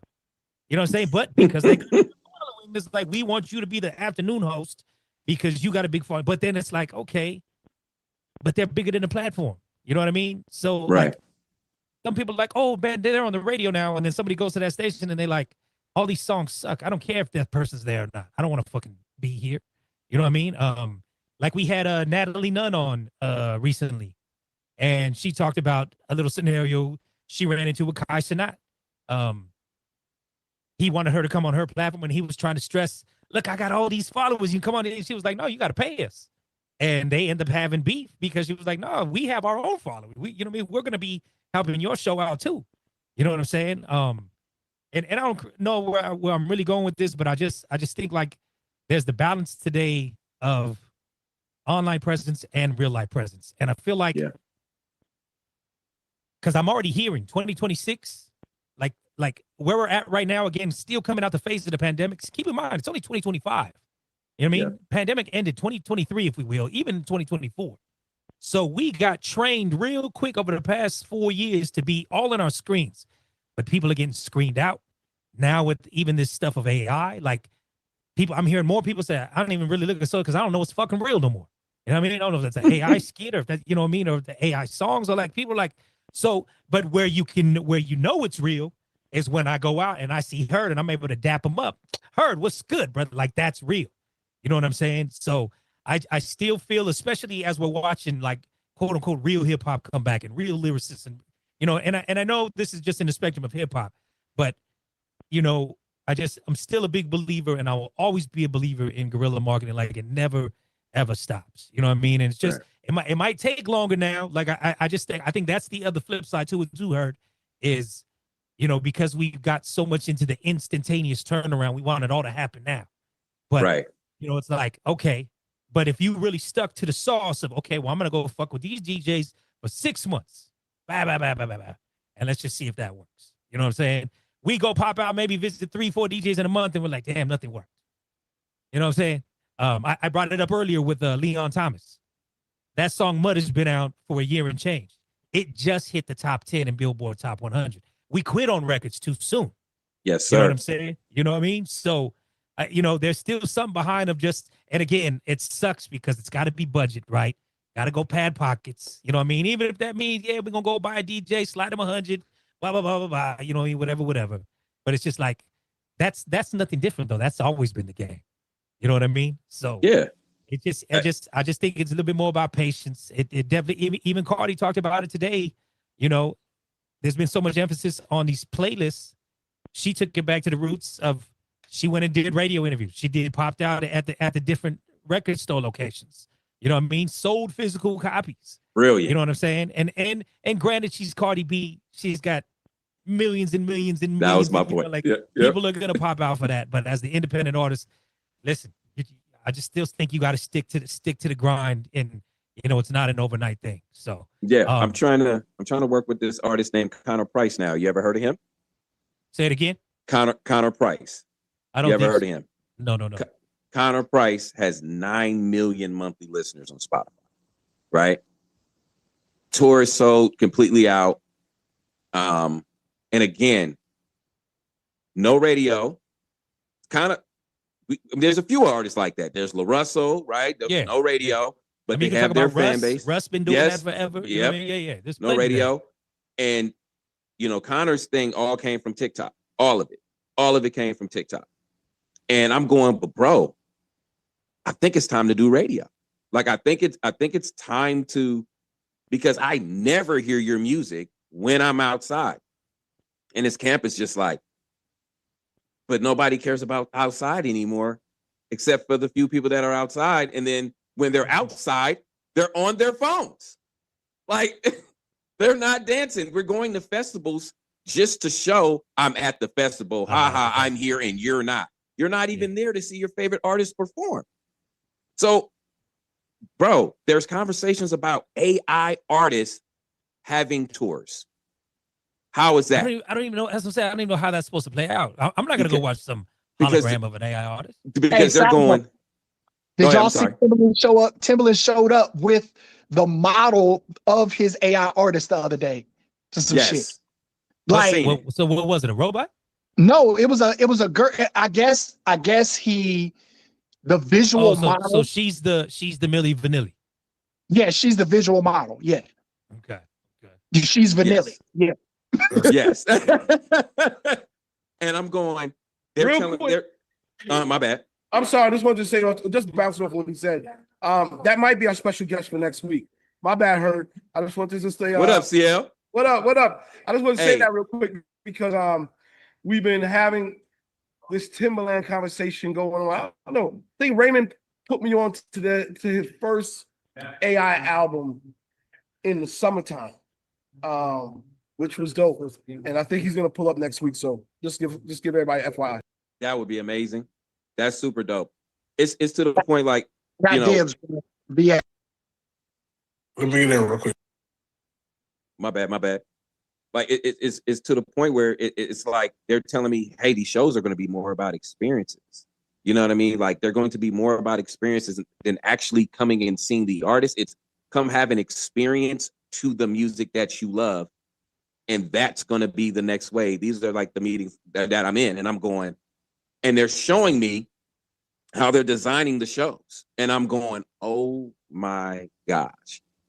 Like, what's going to happen in the next 24 months to artists that, like, hey, this is, we put your whole life into this, man. You know what I'm saying? You sat in that bedroom and developed your craft over and over and over. And now it's like, you can clone your voice and put your lyrics in and have it sing for you. And for creatives, I feel like it's a great tool for creatives to get things done faster and to broaden their creativity. You don't have to use AI to be you. You could just use it to enhance what you're doing. But when they're talking about, hey, this is like, this is Timberland, and he's like, man, listen, this is the wave. There's gotta be a reason. And again, I'm looking for answers. That's why I jumped on here and was like, man, I gotta say something because I'm lost sometimes in these conversations because I'm going, well, listen, I've done the campaign. You spent your money. The numbers are great. And then at this point, they're like, we just want the data so we know what markets to hit and set up the tour. And I'm pushing like, yo, man, let's get this to the DJs because you have no foundation, bro. Like they just like the sound, they just like the song, but you have no foundation. And they're not caring at all. And I'm like, again, I'm the digital guy and I'm arguing like, hey, we've done all the digital stuff. It's time to go into the real world. And they're like, yeah, that's over. We don't need it. Wow. I mean, and the crazy part about this, like just hearing you talk about this experience, quote unquote, it's our own fault because even how we talked to the choreographer dude and, when he was on the call before Cardi came on, he talked about people talk about lack of budgets and how there used to be 6-7 months of training before you even stepped out on that stage. Man. So, again, and the quote quantum, people are learning as they go now. So the live perform, because just hearing you use the word experience, like that's why you go to a show. They had to get the experience. You know what I mean? Michael Jackson put on an experience. Usher puts on an experience. Chris Brown puts on an experience. So all they're going to do is turn that into a digital experience. And you're going to, everybody, because they're so used to screens, is just going to be fucking a bunch of zombies like that. Yeah. And that's the experience. You know what I'm saying? But nuts. They're talking about glasses. I know everybody's got a bunch of questions, answers for you. Let's play a joint real quick. We didn't get around to get to this one, but I'm gonna do it since you on the call. Shouts to my girl. I dig when that thing drops. You know what I'm saying? No doubt. I appreciate it. No doubt. You know what I mean? Shouts to Lucky, formerly known as Caleb Morrell. You know what I'm saying? Yes, crazy. Are we still pushing the Lucky wave? Yes, and trust me, there's been many conversations, and you know, I had to listen to the OG, man. The OG D Train told me, listen, at this point with her, she needs to be comfortable, and this is where she's comfortable. This is what she believes in. I love the music, she loves it, and we're like, you know what, this is what we're going with. Her, bro, you keep doing it. The first time she ever had her record played anywhere was with you. Ever. The first interview ever was with you. The first time anything Lucky has been played amongst the DJs was right now, bro. So I appreciate it. What's with you, man? I appreciate it. I really do. But why is that, Herb? Let me ask you, why is that? Because we met outside. Because we met outside. You know what I'm saying? I didn't mean, you know what I mean? I didn't get no fucking DM. I didn't get no DM from you. Hey, check out the hottest artist in the streets. You know what I'm saying? And she came and she met you, and you saw that she was a natural sweetheart, and she was nice, and she was, you know what I mean? And you got to know her story. And that's my point of, that's what I'm telling these artists. Like, you have incredible numbers. You're making, man, dude's making $250,000 a month off, his streams and everything. And I'm like, but in order to take it to the next level, bro, you gotta get outside. That's the whole thing. Yeah. My question for him was, does he want to do that? Because some cats, I mean, hey, they get comfortable and they're like, hey, man, I'm eating. I'm good. You know what I mean? Right. So absolutely. Everybody, Raymond T has the DJ pack for that, man. I appreciate. I really want to get her on a call. You know what I mean? So you guys can talk to her and get in, so she can answer all your questions about why she went from Caitlin Morrell to Lucky and what the new sound is all about and her message. I mean, she's been through a lot, with her health and where things are at now. I was just about to say, how's she doing? She's doing all right. She's doing all right. She's after the brain surgery, she did have complications, but the last MRI was great. So she's about ready to come outside. She's been come back outside. She's been doing content and absolutely. Yeah. She is on the side of me. She just ran up here. I normally hear her talking in the background. So. She ran and she What's said, up, Kate? she How wants you doing, to do all the drops. She wants to do all the drops, is what she just said.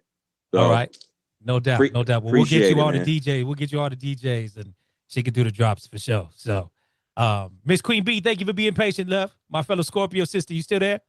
Oh yes, I'm still here. Yes, definitely. So you had asked for advice on how to get connected with the DJs, and basically just like you said, building relationships, keeping a rapport, following up, and supporting any endeavors that they may have, as well as like if they're doing a podcast, have your artists come on here, do an interview, and like you say, share the story, connect with the DJs on a personal, emotional level. So definitely, I've been doing podcasting as well. So really, I really enjoy connecting with the artists from start to finish, like how they started, what they're doing, So yeah, so building that rapport. It seems like because we were inside, and it wasn't that long, but I guess it was, like Raymond T just said, a lot of these artists, I think, have forgotten how to even be outside. They're like, oh, I have to sit next to someone and talk to them. Like, yes, it's going to be okay. Queen B don't bite. No. You know what I mean? Might sting, but I don't bite. Right. She said might sting, but not bite. That's right. Yes. Big Red, what's happening, Red? What's cracking in Dallas? You on mute, brother? You on mute?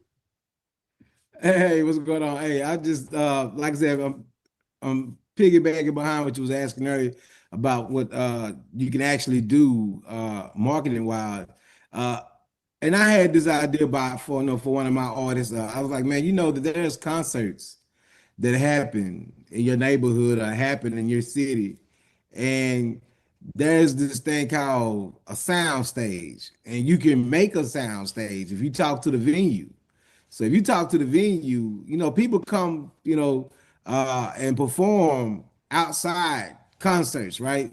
If you can talk to them, say, hey, to the people that own the venue, like, look, I know you guys having a concert. Is it possible that I can perform right here in the parking lot? They would say, no problem, go right ahead. Put on many concerts, man. You put on those mini concerts, entertain those people before the show starts, man. Like if the show starts at 7, you're out there in the parking lot at 6 o'clock putting on the show. You know what I mean? Just to give people something to look at before they go in. And that person can also add to his resume. I performed at, Jeezy's concert, or I performed at so-and-so's, Chris Brown concert, whatever it is. Just again, to get your fan base to see that you can perform. You know what I mean? And that's one thing you can do, a little small something. And the other marketing thing is that, when it comes to, like you said, you're doing the digital marketing, is again, getting on these other podcasts. A lot of podcasts are right now looking for people just to interview, like you here with us now. Get your face out there with everybody seeing it, and your name will start sparking. That's the one thing that they can do, because like a lot of people do is they create and then they let it go. Because a lot of people don't get out there and give it to people individually like Cardi B's doing. When she brought that back, I was like, whoa, that's the ticket, that, you gotta go back to Master P, MC Hammer, all these guys selling stuff out the trunk of their car. E40, all of them, Too Short was out the trunk of the car. People had something that they can actually have, even if it's the digital card to where they can tap your phone and go directly to the digital source. That's the same thing. I talked to them, and then nothing better than know that someone actually clicked and got on it, personally. It's a great one-on-one interaction, and that's another thing that you can consider as well with the artists, and artist development, like we were saying earlier, artist development, it goes a long way, because if you can entertain or you learn how to entertain, then, that goes a long way for us. People are happy to see your performance, because the main thing people talk about is, man, did you see that move he did? Man, you see the spin he did? Man, you see how he took all this and took the microphone and put it down and popped it back up? Man, people don't do that anymore. You know what I'm saying? You might catch Neo doing it, but you don't catch people doing it to the microphone stand anymore, man. And, making love to it like Prince used to, So it's some things that you got to do as an entertainer to entertain people, to make people, again, Cardi B was entertaining people on her social media and draw the audience. If you can do that and bring 1 million people to watch you, that's going to be a great audience. Absolutely. Yeah, and everything you said is spot on and absolutely 1000% correct. It's getting these artists to understand, hey, you have to go outside. I can, you can toss me as much money as you want and I'll run these campaigns. And great that, you're seeing all these views, all these streams, all that, and you're making great money. But in order to take it over the top where I know they want to go, that's what they're telling me, we got to get outside. Like, we got to touch the people. People want to know that you're just an actual real person. No, real spill. Shout out Big Red. I love that soundstage idea. And it's funny you said that, because I see different things. We got a dude out here. He would perform before Padre games. We have this one parking lot that has this big long bridge before you get to the stadium. He would bring out a speaker and a mic and get down. And shit. He built himself a huge ass following just by doing that. You know what I'm saying? So I could dig that. I dig that 100%. Head Rush. What's good, Head Rush? Let's see if Mr. Smith cuts you off. Oh, he already cut you off before you could get started. Look at that. Holly Grove, what up? So I just wanted to kind of piggyback on what someone was saying earlier. I think it was Bionic that was talking about Beat King. I always tell every artist that I do two things with artists that I'm breaking a record with. You know what I'm saying? If it's a strip club type record, that's the first thing I do is I go to a couple of strippers I know, play it for them, see if they like it. If they like it, we give them a couple of dollars for them to play it during their set.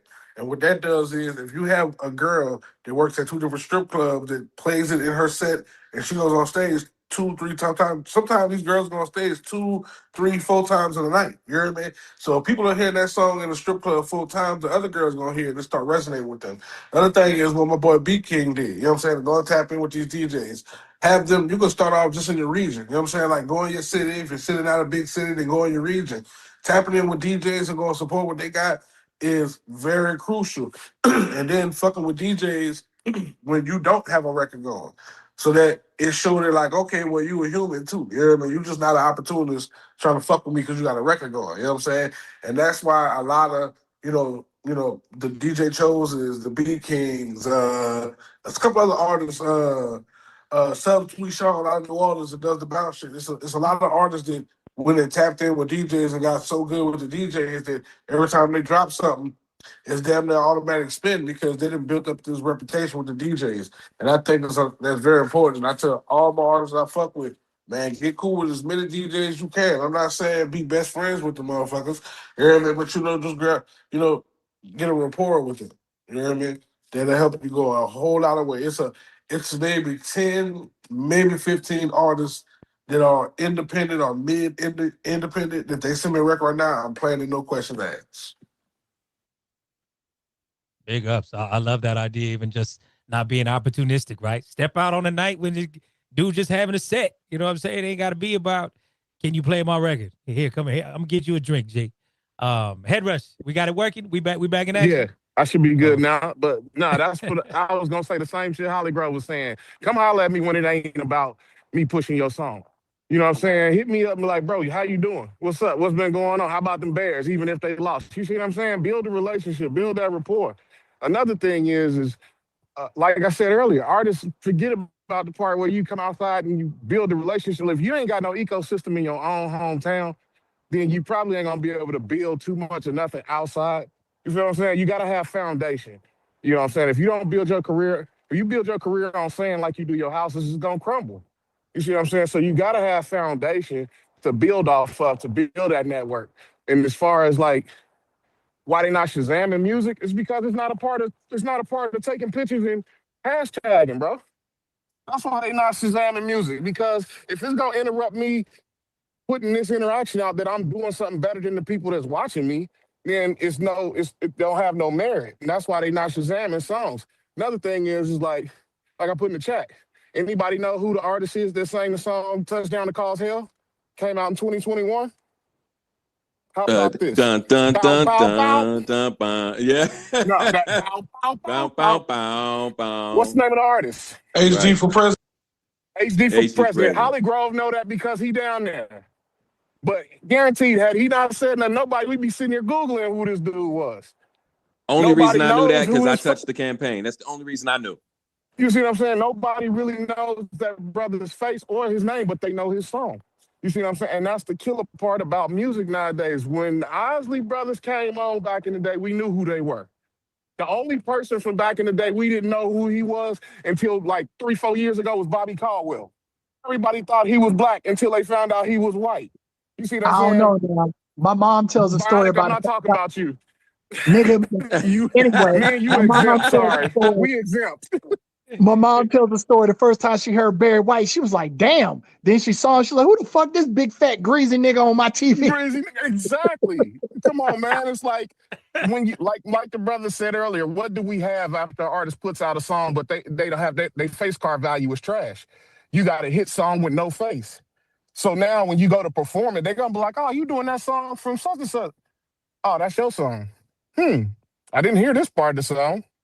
Okay, it's okay. You see what I'm saying? So that short memory that we have it's only getting worse and worse by the day, bro. It's only There you go. Mr. Smith got him again. Yeah, connect. Go ahead. I was done pretty much. But go ahead, bro. All right, word. But yeah, tap in with Head Rush too. Heard they got Strong Side Radio out there waiting to be another good look for Lucky. No doubt. No, absolutely. I'm lucky he's ready to come outside, so I'm like, yo, let's go. And they're in Naptown too, Heard. Yeah. Okay, And I got a okay. I got a new radio show on Vibing 102.3 through Fleet Radio. It's called Worldwide Audio Vibes.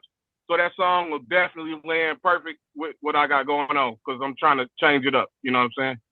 Okay, absolutely. Sure. Absolutely. Raymond T, send me the info, and I have her do.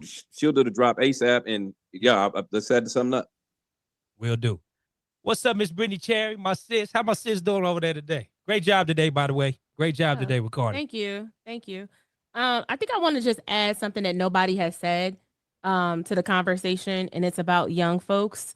the college age kids is really who you have to tap into, because those are the ones that's on their devices the most. They're the ones that's going to get the song on TikTok pop in. They're the ones that's going to go out, be out late, be outside past midnight, auntie and uncle conversations, whatever. So I would tap in with the colleges. We just had all these major homecoming, events that brought out thousands of people. I was at North Carolina State A&T University for their homecoming. I mean, events after events. If you tap in with the promoters there, or just during the school year, they're always looking for engagement with these young folks when they're having events on campus, when they're having all of this stuff. And they're the ones, if you do meet and greets, I remember being in college and we did a meet and greet with Music Soul Child. He was Music Soul Child back then. He wasn't even music. And that is what made me go figure out who this man was and go find his music, because he took the time to meet us. So it's like, go out to where the young people are and meet them. And then if they're having college campus events, get with the administrators over there and see if they're doing any type of events where you can perform, and then tap in with them. And that's what I always say. Keep it short and sweet.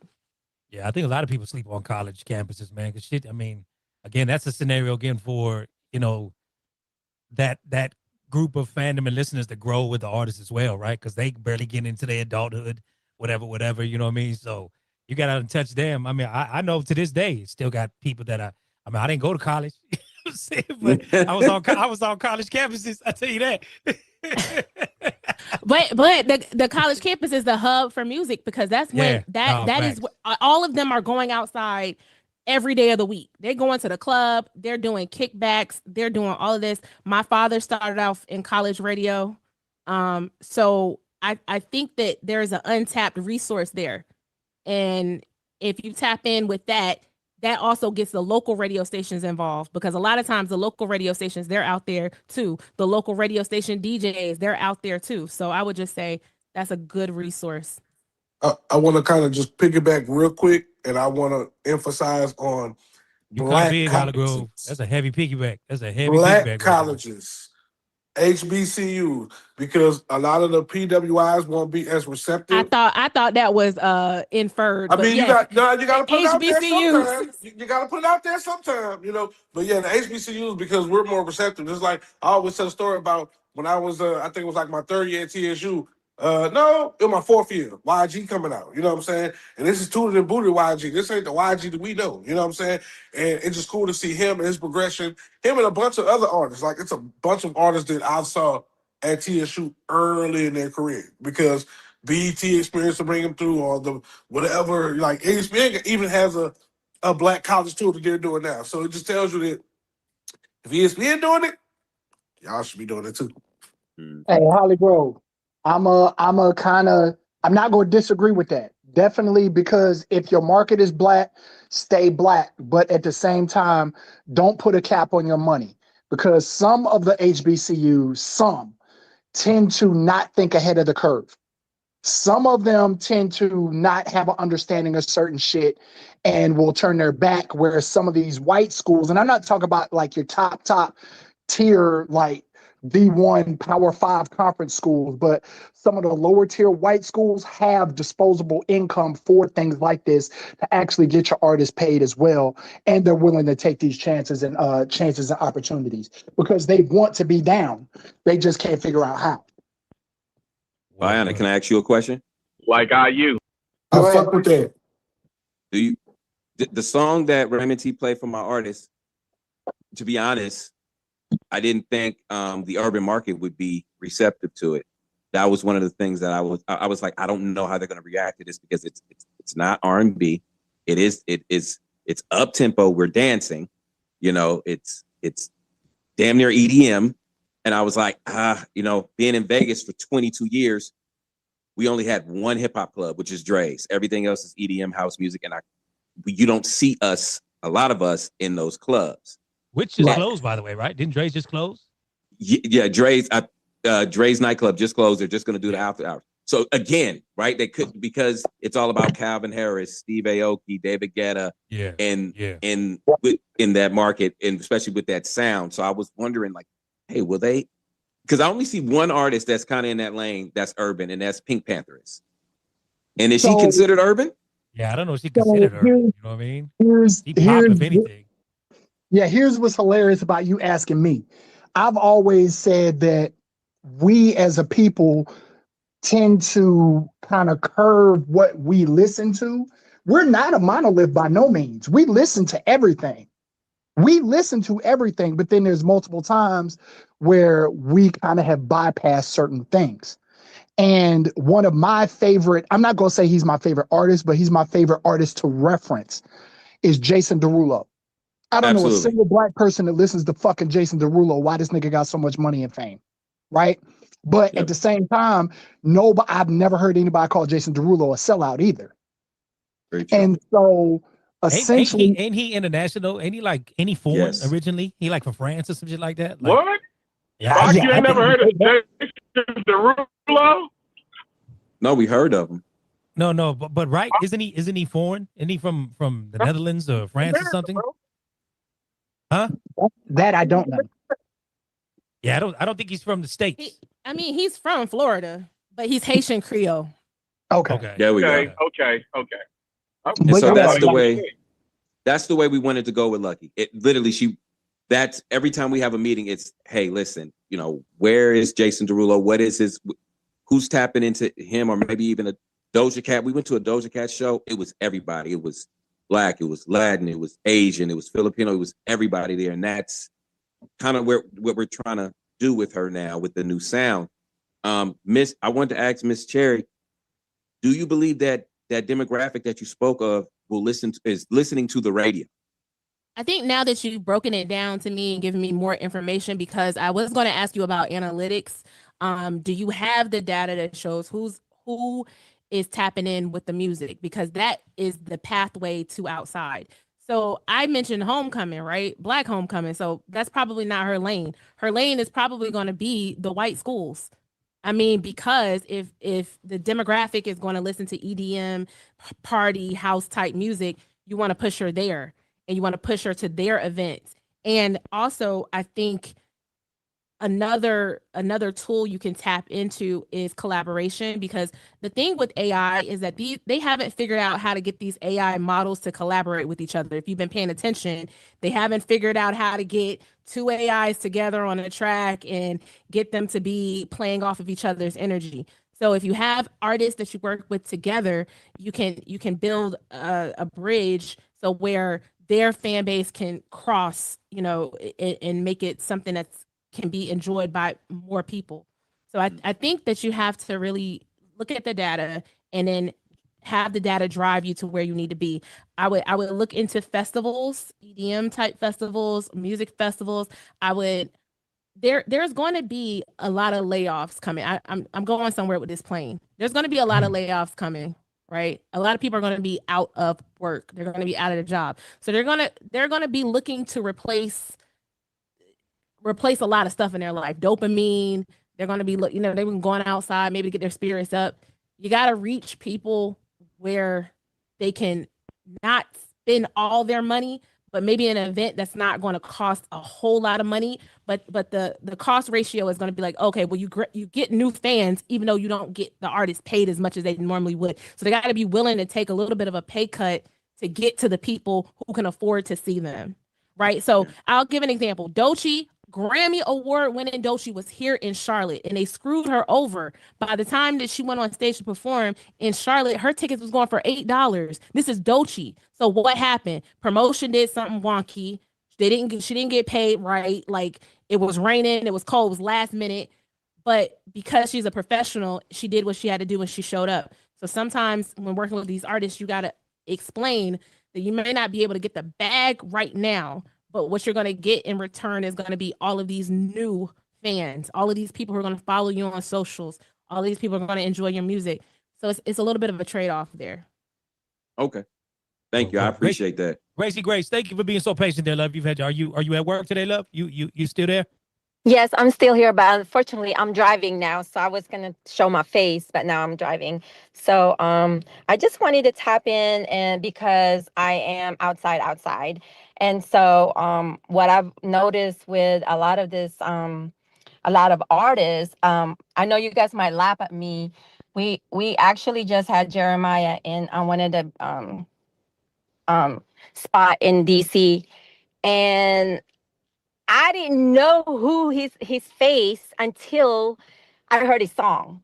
And so coming outside is definitely worth doing, and also looking for promoters that's really bringing artists in for um stuff like this to show their artists, because these are like big artists. Okay, we're talking about, we're talking about King Combs. He was here also at 202.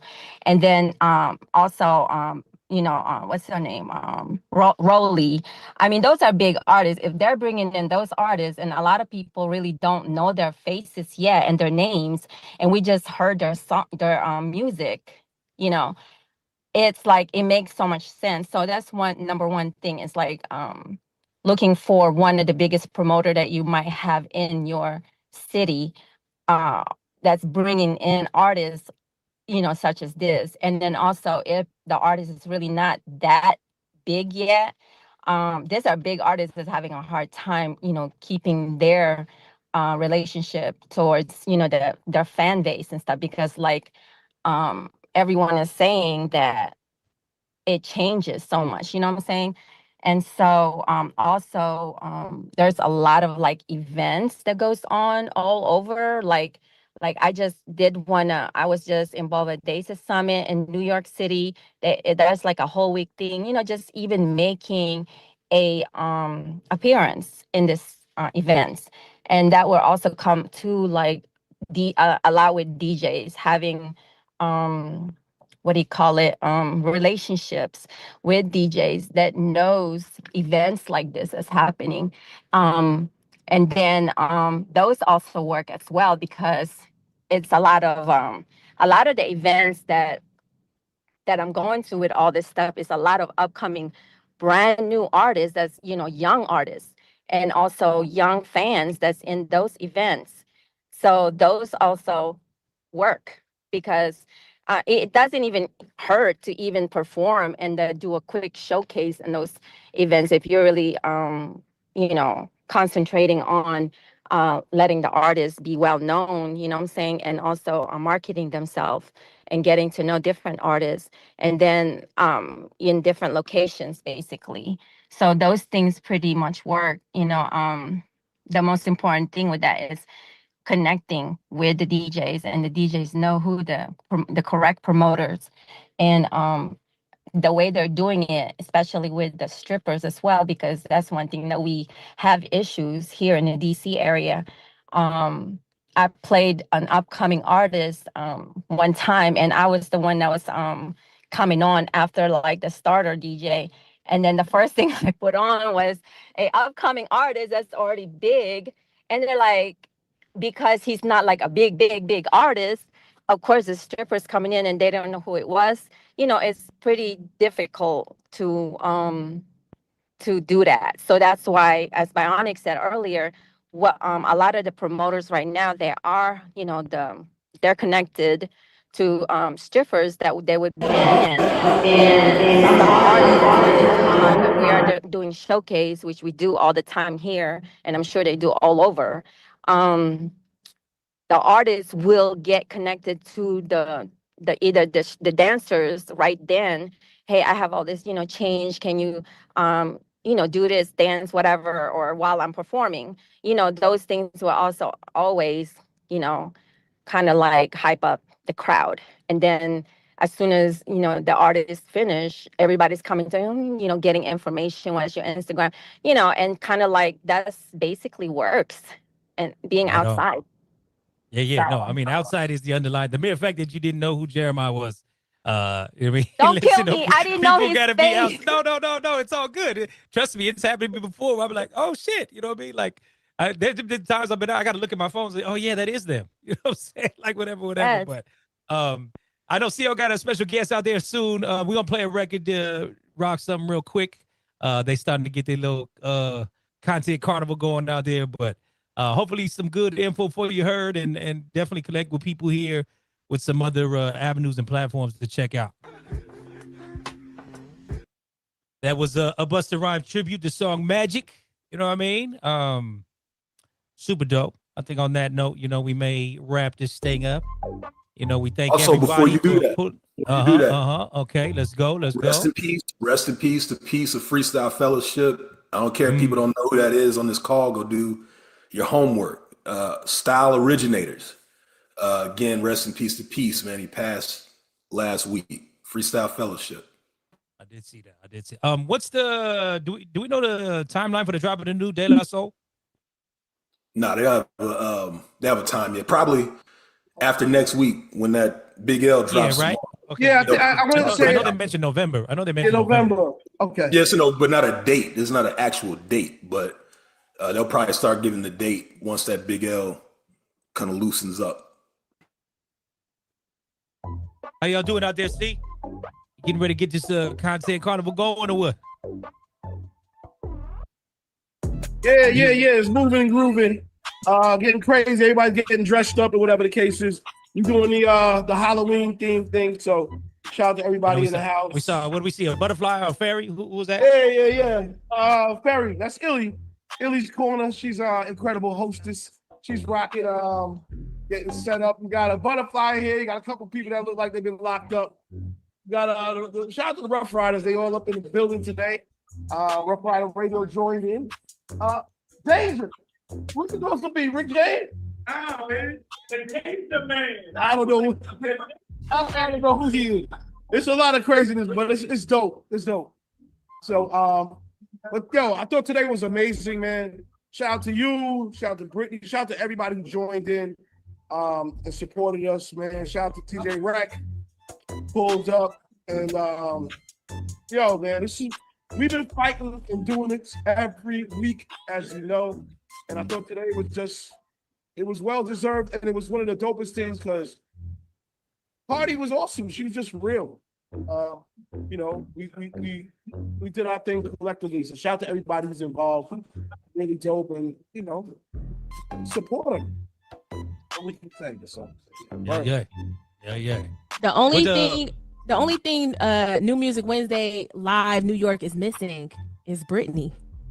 Y'all ready for a little pop up? Brittany, said y'all ready? Y'all ready for a little pop up? They ain't ready for the feedback. Ready for a pop up. If it's a pop up, just do it.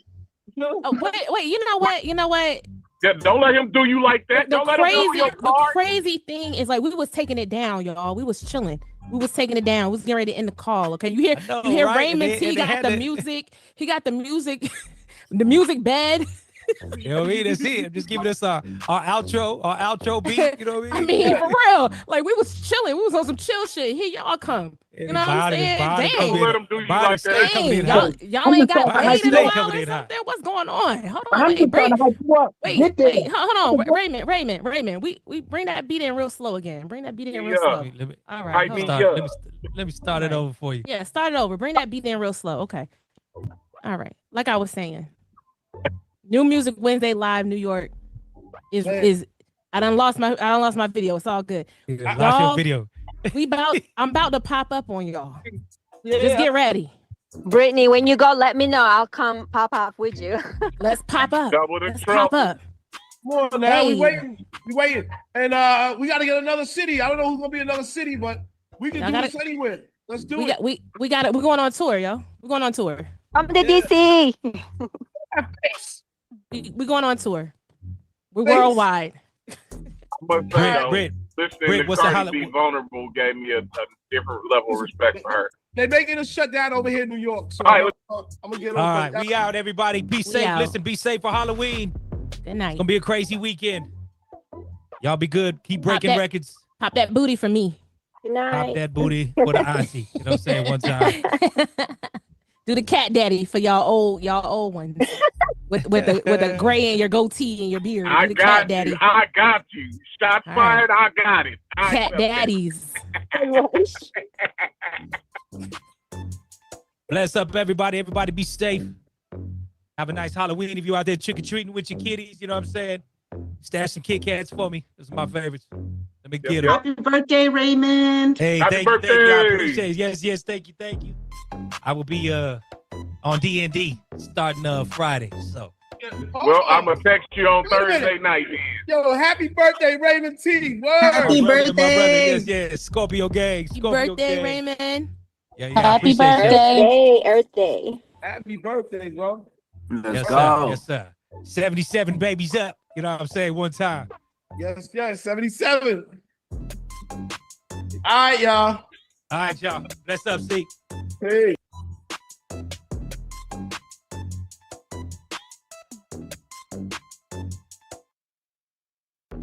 Record.